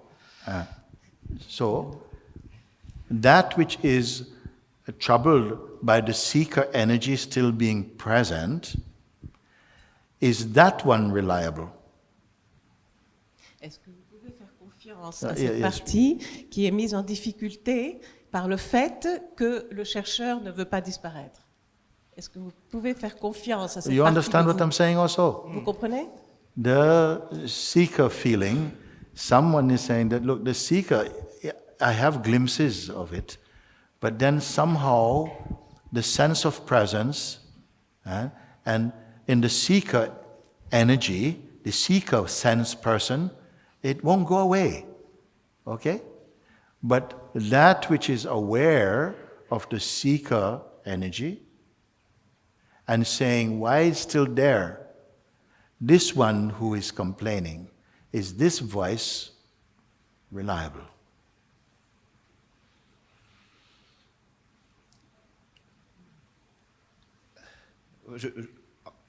Je suis pas sûr que quand je suis dans la problématique du chercheur impuissant, en fait, je suis dans le désespoir, et effectivement, on peut dire que ce désespoir, il est vécu, en fait, et effectivement, bon, on peut dire, je sais pas si à ce moment-là, il y a vraiment suffisamment de... En fait, j'arrive pas à être à la fois sincère dans ce que j'ai à vivre et dans ce qui me traverse dans ces moments-là, et en même temps être simplement témoin. En fait, c'est trop. En fait, c'est trop fort, ou c'est trop collé, en fait. So he says it's too strong and it's too much one. What he is, like he's identified with the problem when he's feeling powerless and so on. So he can't even say it's observed, because he cannot say there's something observing it, because he's in it completely and he's desperate about it. Yes, but there must be some awareness of that experience. Yes. Huh? Yeah, there must be some. So that awareness itself, bring the attention just to be the awareness only. Be the awareness only, not the traffic that is passing through. Just be the awareness itself. You see, even though it may feel difficult in the beginning, stay with it and you'll gradually come to see and confirm that you are the place unchanging. Something is still thinking that what is happening in the mind is important. And so it gives power to the mind. But when you recognize again the power of the awareness itself, then the mind energy drops away. This change must take place. Comprends? Oui, merci. Merci. Because everybody, they speak and they say, this thing here, and this thing is going on, and this thing happening here, and so on and so on. Why is it happening? We say, if you build a shelf, you'll find something to put on it. Beside this, no? We say also, the actors will not go on the stage until the audience is sitting. Okay? This play will not happen unless there's somebody watching it. Mm-hmm. Yeah. Somebody watching it and, oh my God. So this one, this one. Also, we're reporting from this one, and please could you turn the sound down? And this one also is also observable. But what happened, because so much identity is with this one, so much identity is happening there, we don't bring that into view that we are looking at that also. It feels too intimate. And we stabilize our identity in this one, which itself is also a cloud passing. A slower cloud, but nevertheless still passing. You must be in the sky, not the cloud. You see, this is so important. Simple steps, when properly grasped, produce tremendous seeing. You see? But sometimes we move too quickly over something. Simple things, clearly seen, produce tremendous freedom and space. This is one of them. All these things, they are coming and going. What makes them feel so strong? Everything, if I can say this today, everything that happened to you is to do with your I. Yes. The last thing we see. It is to do with the forming of I, this feeling of I. It is the firstborn of all concepts. And it's a shapeshifter. Because God says, I am. The devil also say, I am. The ego say, I am. You see? So you have to look when you say I, what is it representing? And often it is representing the sense of personhood. Then when it becomes the weakness to the person, the I becomes I weakness. When that one also is weakness, the I moves into the self, the pure self. It's something like that, simple. Simple, I like to point to simple things because they are powerful, they're very effective. Too much learning confuses mind. You will do it for a while and you have to give it up because the fruit is so little. It has a lot of leaves on this tree, but little fruit. This fruit of too much mind, thinking, trying to figure it out.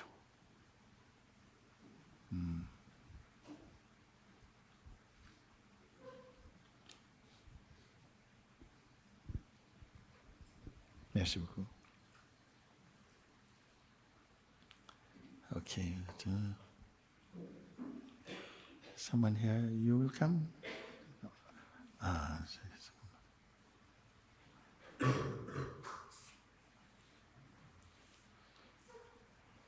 And now I ask you, unless you want to need to go to the loo, just bear these few moments now, and we let's see what is to happen now. See what happens. Thank you. I have a simple question. So the I-ness, why does the I-ness need the ego, the mind, the sensations? So actually, why the I-ness needs this experience, the my experience? Yes, yes. Why does the sense I need to go through all this trouble Yes. of ego and mind, and why, when he has to give it up anyway? Why to go through it? Okay, I may call you back up again in a moment, no? Okay. But you can sit where you are for a moment. Why does it have to go through all this thing when ultimately it is the self? I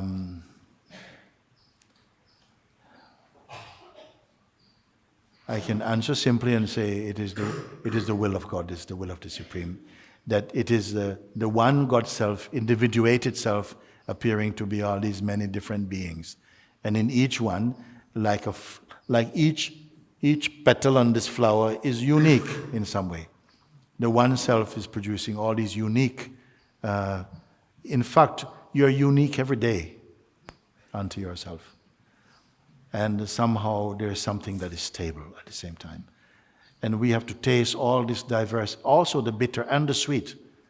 If you taste only sweet, you become oversweet, it's horrible. Bitter is also needed. And with this, it produces the necessary friction and tension to create the power to transcend.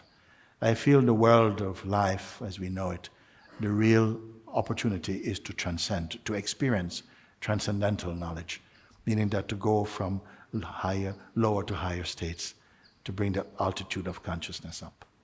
When you return, actually I say return, or if you peak, you're only returning to your original state.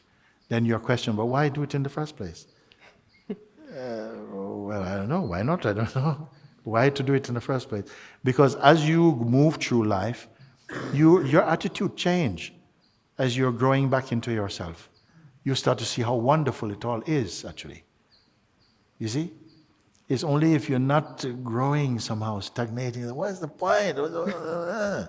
And even this protest is good. It gets the spiritual adrenalines going a bit, no? This protest is also good. But somehow it is meant to be like that. Much pain that we experience, you can make use of them. You can make use of them. If it's just beautiful, nice, cozy, fluffy experiences, you stagnate. You have to develop grit in the consciousness in order to really, in a way, develop the necessary empathy to relate to the lives of consciousness in all its diverse expression. And it's your choice once you reach that state of consciousness to come back or go beyond? Once you reach the I-ness. You come back to the natural state. Yes, to this Maya. Or you go wherever you want. Well, there is no independent you so much to want to do or want to do. When you are so totally happy, you are not thinking what your next move will be. In a sense, there's something everywhere-ness about you. You're not so located. You're not like stuffed in a spacesuit or something. There's something, you're kind of this sense of everywhere-ness about it. But the divine takes a role in also in this, the divine. Everything here is pervaded by the divine. This is all the divine. Okay. Either divinely seen or not divinely seen. It is all the same one is doing it. Not just the pretty part. You see, it's so important that even things that are felt to be distasteful and painful, this is what I mean transcending. If the more you stay with personal identity, the more you'll feel, you'll stagnate into modes of consciousness that don't breathe. But the more you use them into, naturally it's got a lot of spiritual growth hormones in them.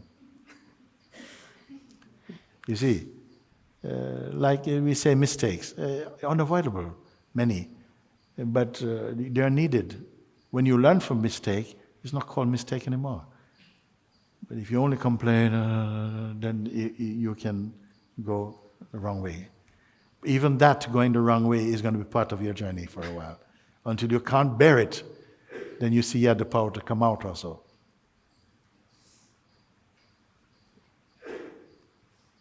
Thank you. Thank you. Okay. You want to come?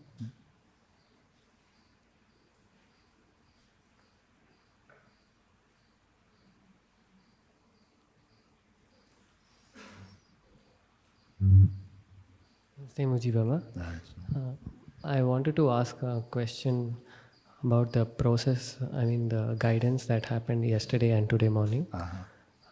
So, first thing is, before I get into the process,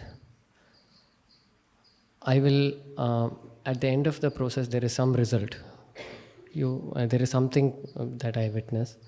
To get to that, unless and until I move all the past away, all the future away, all these things away, I have to keep moving it. Then there is something there. So I want to ask, is there effort? Yes. Look how simple it is. I didn't ask you get rid of them. I say suspend your engagement with them just for a short bit.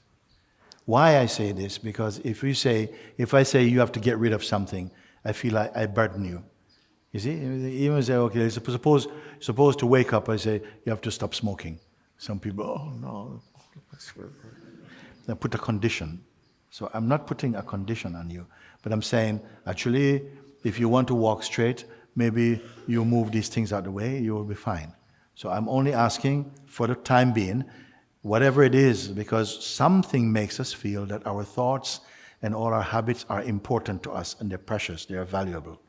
But I said, actually, if you say you wish to wake up to the truth of who you are, it's not necessary to have them, they get in the way. So just for the moment, my love, can you leave them aside? I guarantee that at the end of our little talk, you can still go back and pick up your stuff. Because nobody is going to steal them, I can tell you.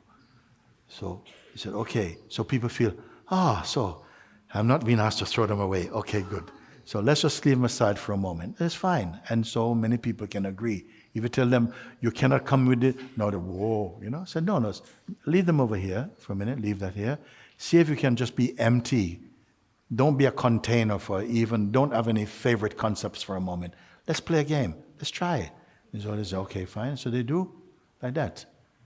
But then after you find out, wait a second, without that, without holding and with consciously choosing to leave them aside, not being tricked into it, you yourself say, I volunteer, I will leave these things aside for now. You won't throw them away. No, I won't throw them away, okay? Leave it there. Leave them there. So then you can allow yourself to be beautifully empty. Like you are when you go to sleep. In deep sleep, you're beautifully empty of everything. Now I ask you to be consciously empty. Just leave everything. And as you do, as you find that you don't engage about past or about future or even about the present like that. And it is possible. And don't hold on to any self-definition. Because to define yourself is to confine yourself. Don't hold any shape. Just leave that. And then I ask you along the way, you're still here? Yes, I'm still here. Minus past, minus present, minus future, minus identity, minus all this. Are you less? No. Something is here. If everything could be swept out, if I had even the most powerful weapon in the world, it cannot take this thing away. I wanted you to be aware, to experience that for yourself. Then when you leave everything, so you're not asking for your mind's support, like that, then I said, may I ask you just a few questions from where you are right now? And those are the questions I asked you, see? What is here now? Is it something tangible? Is it a mood? Is it a feeling? And you say, no, it's not that. Is it something that is limited? No, it's unlimited, unlimited. Then I asked like that, did you create it? No, I didn't create it. Was it created or born? No, it's not like that. It's not like that. It's not a thing that can be born. Can it die? It cannot die. What are you looking at? Where are you looking from to answer these kind of questions? Scientists, they can't answer, they can speculate. But here you can see. You see, like that. Can it be sick? Can it be depressed? Can it be lost? No, it cannot be lost. Then, okay, finally, where is it? How much energy to get to it? No energy, it's here everywhere. So how you can know this? Only because it's you, it's just about yourself. But you never thought about it. Instead, we have lived with an image of ourselves, which is a collection from daily life and things people tell you and stuff, all this junk mail. And now you see from your own self, what is this? What is this? How can these two relate? How can it relate that you can be this? Were you hypnotized? Did I hypnotize you, throw magic powder in your face? No, you're just here. In sober seeing, you see. How can you see? There's no object to see. That is seeing. That is seeing. You see? You may call it process, you can call it practice, whatever you like. It works. It's a mirror, the mirror of God. It is the mirror of God. Other mirrors you see only form. Here you see the formless.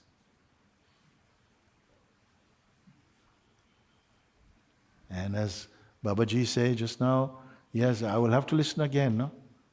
Yeah, listen again. When we travel around and in Montesaja where we live, every day we play. And people listen again, and sometimes they say, wow, I heard it in a very different way, more deep. This invitation to freedom, people have been listening to the first time, because for many years I only shared Atma Vichara, only self-inquiry we did. And some people say, oh, it's too much, my head is hurting, and all this kind of stuff. So now came, by grace, this simple invitation. Anybody, any religion, even atheists, they can read. They look and they say, oh. If you look, you see. If you really look. You never look in the mirror and see somebody else's face. You look in the mirror. You never look in the mirror and the mirror says, come later. It doesn't give you opinion, pure reflection. In this way, it simply points you back to yourself. That's all. Going by the same analogy, what I wanted to ask is like, I left my bag outside just for some time, but when I go, I don't want to take my bag. I just want to go, but the bag is following me. And now I want to, and each time I want to keep my bag aside, I have to put effort. Okay, this is very good, no? Because we say, you leave your things outside, leave your things outside. He left his things outside, and I say, when we finish with the exercise, of course, then it's finished. Thank you very much, thank you. Now it's done. You can go and pick your stuff up, no? Then I go there myself, I see there's lots of stuff still there. Some people don't want to pick it up again. That's fine, I know what to do with it, okay? I'm the dustman, I know what to do with it, okay? You say, I left my bag and I didn't go back for it. I'm going down the road, my bag is walking behind me, coming. You turn around, the bag, you and me. He said, no, just me and me. Okay, you walk, the bag is still going at you. How to do? At least you're not carrying him. His own legs is coming.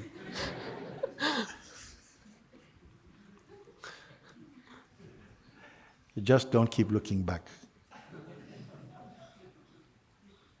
If you look back, oh my God, like this, just leave, forget about it. Walk in the light of your own seeing. There was the story of one man that he couldn't stand his shadow. You know the story? The man, he could not stand his shadow. Every time he looked, oh God, Jesus, this fellow is following me around everywhere I go, for God's sake. And he like this. So one time somebody told him, listen, just always have the sun in front of you, you're fine, just go. And he did it for a long time. Then sometime he sit, oh, it's there again. So he was trying to get rid of shadow. He's trying to get rid of shadow. So one time he was sitting and he was seeing, looking at a cemetery, they were burying somebody, digging a hole, and then they put the person, they pull it up, and he goes, I got a good idea. I'm going to bury my shadow. So he goes, and then he stood in the sun, so he digged the hole, then the shadow was in the hole. He said, fine, he started to push. When the shadow kept coming back on the pile. How are you going to get rid of the shadow? The self has no shadow. Let the body have shadow. Your self has no shadow. So the one who is troubled by the shadow has a little mixed reality with the shadow also. Don't worry about him. Don't worry about him. You already done it. You're already free of him. But the mind is going, the back is walking. Don't worry. Soon he no longer is there. No, see. If I'm actually free of him, Huh? if I'm free of the bag, Yes. then tomorrow morning when I do the guidance again, why am I again putting effort to keep the past away and the future away? Mm-hmm. Every day in the morning, Yeah. I have to put some effort, and clean it. Well, Move- if you have move to it put away. an effort, it means that there's something there to put there then. Maybe at a certain point you can say, now I'm listening, and it says, leave the bag outside, but I don't have to go because I left it already. It's finished. You make use of the part of it that still is applying to you. Let the ones who still have something to put out there, leave it out there.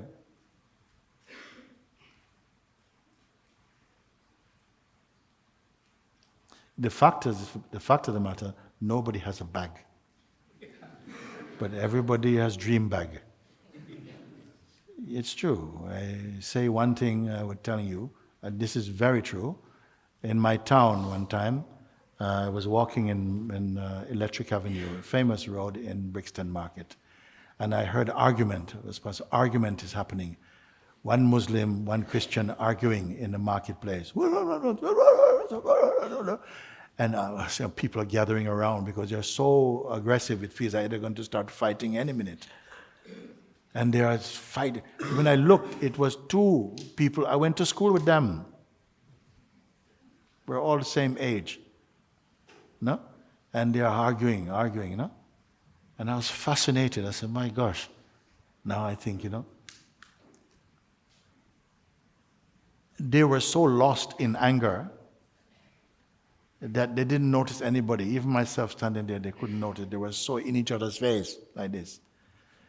And I was very shaken up by that. I went home, and I was trying to, it's a crazy thing, I was trying to see if I could remember a time when I had strong opinions like that, strong feelings like that. No? This is after the change that happened to me. I was thinking, I was thinking the years back about South Africa and all the apartheid and trying to think of, to try and get this kind of feeling because it felt very surreal for me. And yet, somewhere in my memory, I was thinking, I used to have feelings like this. So I sat down, can you imagine trying to remember something like this, to try and get into this mode, and it wouldn't come. I keep trying to find the worst images of things that would upset me. And then like a voice came inside me and it said, you are never like that. And I said, no, but I was, come on. I know I used to be like that. And the voice said, you were never like that. You dreamt you were like that. And that stayed with me over all these years. Because it did not just show me, it showed us. Not just me, us. We are all dreaming about who we think we are. And that's why this term awakening is so poignant, so good, like waking up. And this invitation thing we're listening to is like reminding you, revealing to you, but you're here all this time, you are here. We are just distracted. That's what the term distracted means, to be distracted from your own self.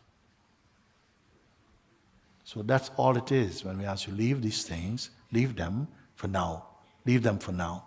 Why I say for now? Because you may feel, this thing is still important, and this thing is still important. But I can leave them for a moment, I don't mind, 20 minutes, 25 minutes, in order just to be empty. Can you afford to be empty just for 25 minutes of a whole lifespan? And just listen. And you're not being told to do any big spiritual gymnastics. Just simply listen and follow inwardly and see what you find. Just see what you find. You see? So next time you listen, you don't have to think at all. Automatically, your whole system knows how to be. It's fine. It's okay. Leave these things aside. They're already aside for you. Maybe the first time there's an effort to say, okay, I leave the past, maybe a little effort. But gradually, you see, it's very easy to do. And then the best part is you don't have to pick it up again. It's your choice. You can leave these things. You see? You have found something exquisitely better than that. You have found you.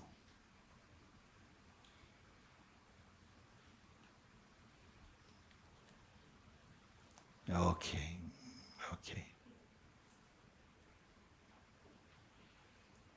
Thank you. Thank you for today also, because I genuinely came and felt the vibration field very different from before. And this is already an evidence, it is very tangible, that when you are not supporting this kind of agitated mind flow, you are again coming more to sit inside your own self. You are again sitting, becoming comfortable inside your own infiniteness. And I wanted to be here to bear witness to this, because to show that how simple, that you don't hold on to this concept that, maybe another few more lifetimes, or maybe I have to do all these things and so on. It is simple. If truth is all pervading, if it is infinite, then how can it leave you out of the infinite? Where can you stand apart from the infinite? You see? But mind will create anything, isn't it? It will imitate the self, as you are imitating your own self through the mind. Okay.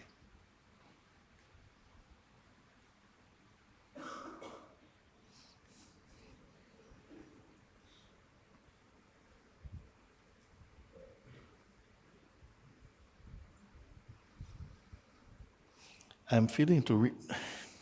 Can I read something? I have not chosen, but something came here now.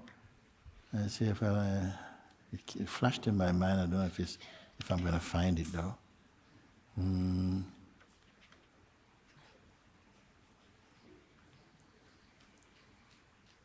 It came up in my mind something just now, and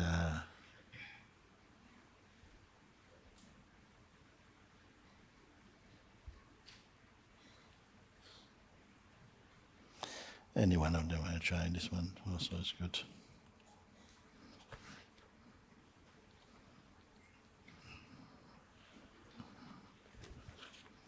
It's from the Ashtavakra Gita. Okay, try this one. Happiness. Even if you have nothing, it is hard to find that contentment which comes from renunciation. I accept nothing, I reject nothing, and I am happy. The body trembles, the tongue falters, the mind is weary. Forsaking them all, I pursue my purpose happily. knowing I do nothing, I do whatever comes my way, and I am happy. Bound to this body, the seeker insists on striving or on sitting still. But I no longer suppose the body is mine or it is not mine, and I am happy. Sleeping, sitting, walking, nothing good or bad befalls me. I sleep, I sit, I walk, and I am happy. Struggling or at rest, nothing is won, nothing is lost. I have forsaken the joy of winning and the sorrow of losing, and I am happy. For pleasures come and go. How often I have watched their inconsistency, but I have forsaken good and bad, and now I am happy. Simple, simple. Simple, simple.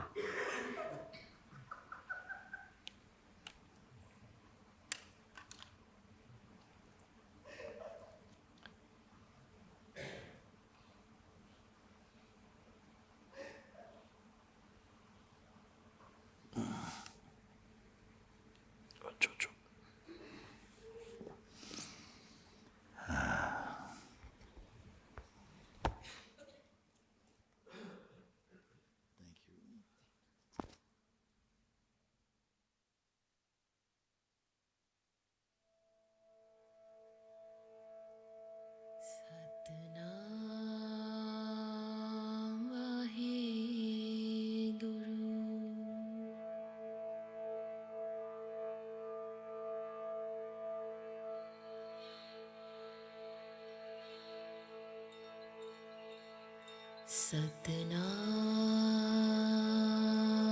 Vaheguru. Satnam Vaheguru.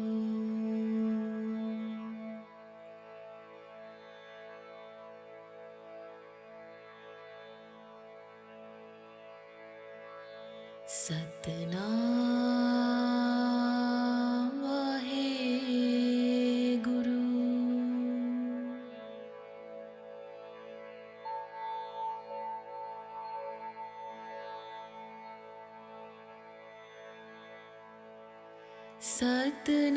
Satnam Vaheguru.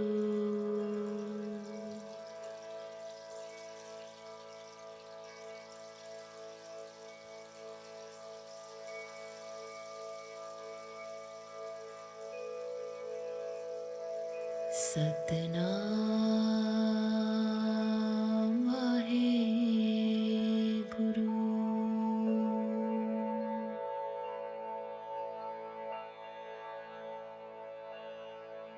Satnam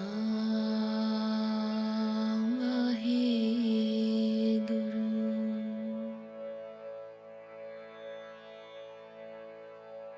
Satnam Vaheguru.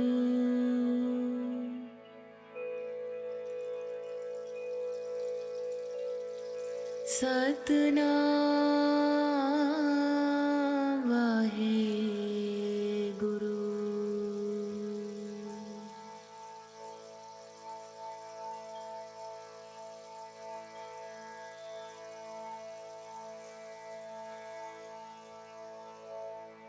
Satnam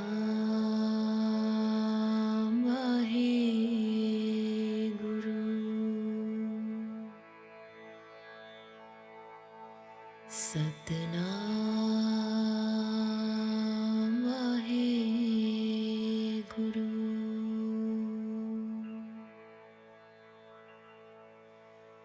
Satnam Vaheguru.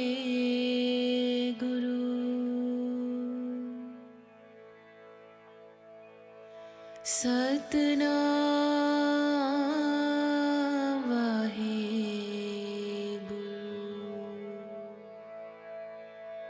Satnam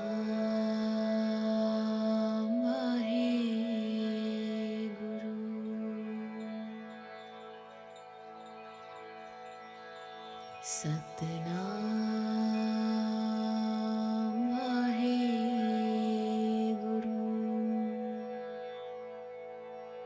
Satnam Vaheguru. Satnam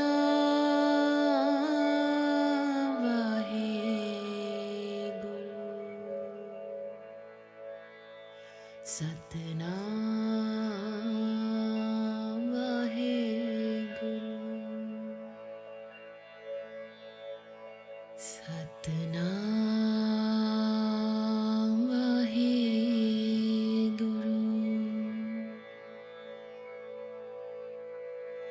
Satnam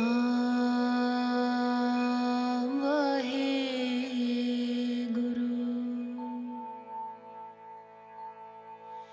Satnam Vaheguru.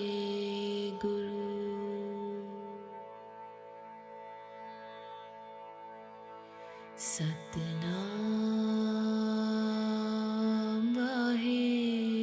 Vaheguru. Satnam Vaheguru. Satnam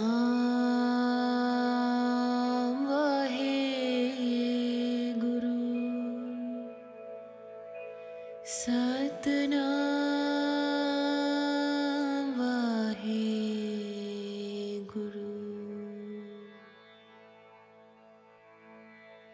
Satnam Vaheguru.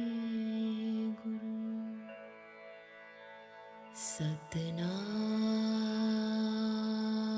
Vaheguru.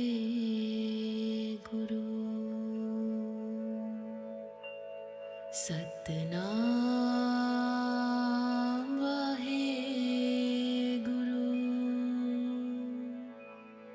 Satnam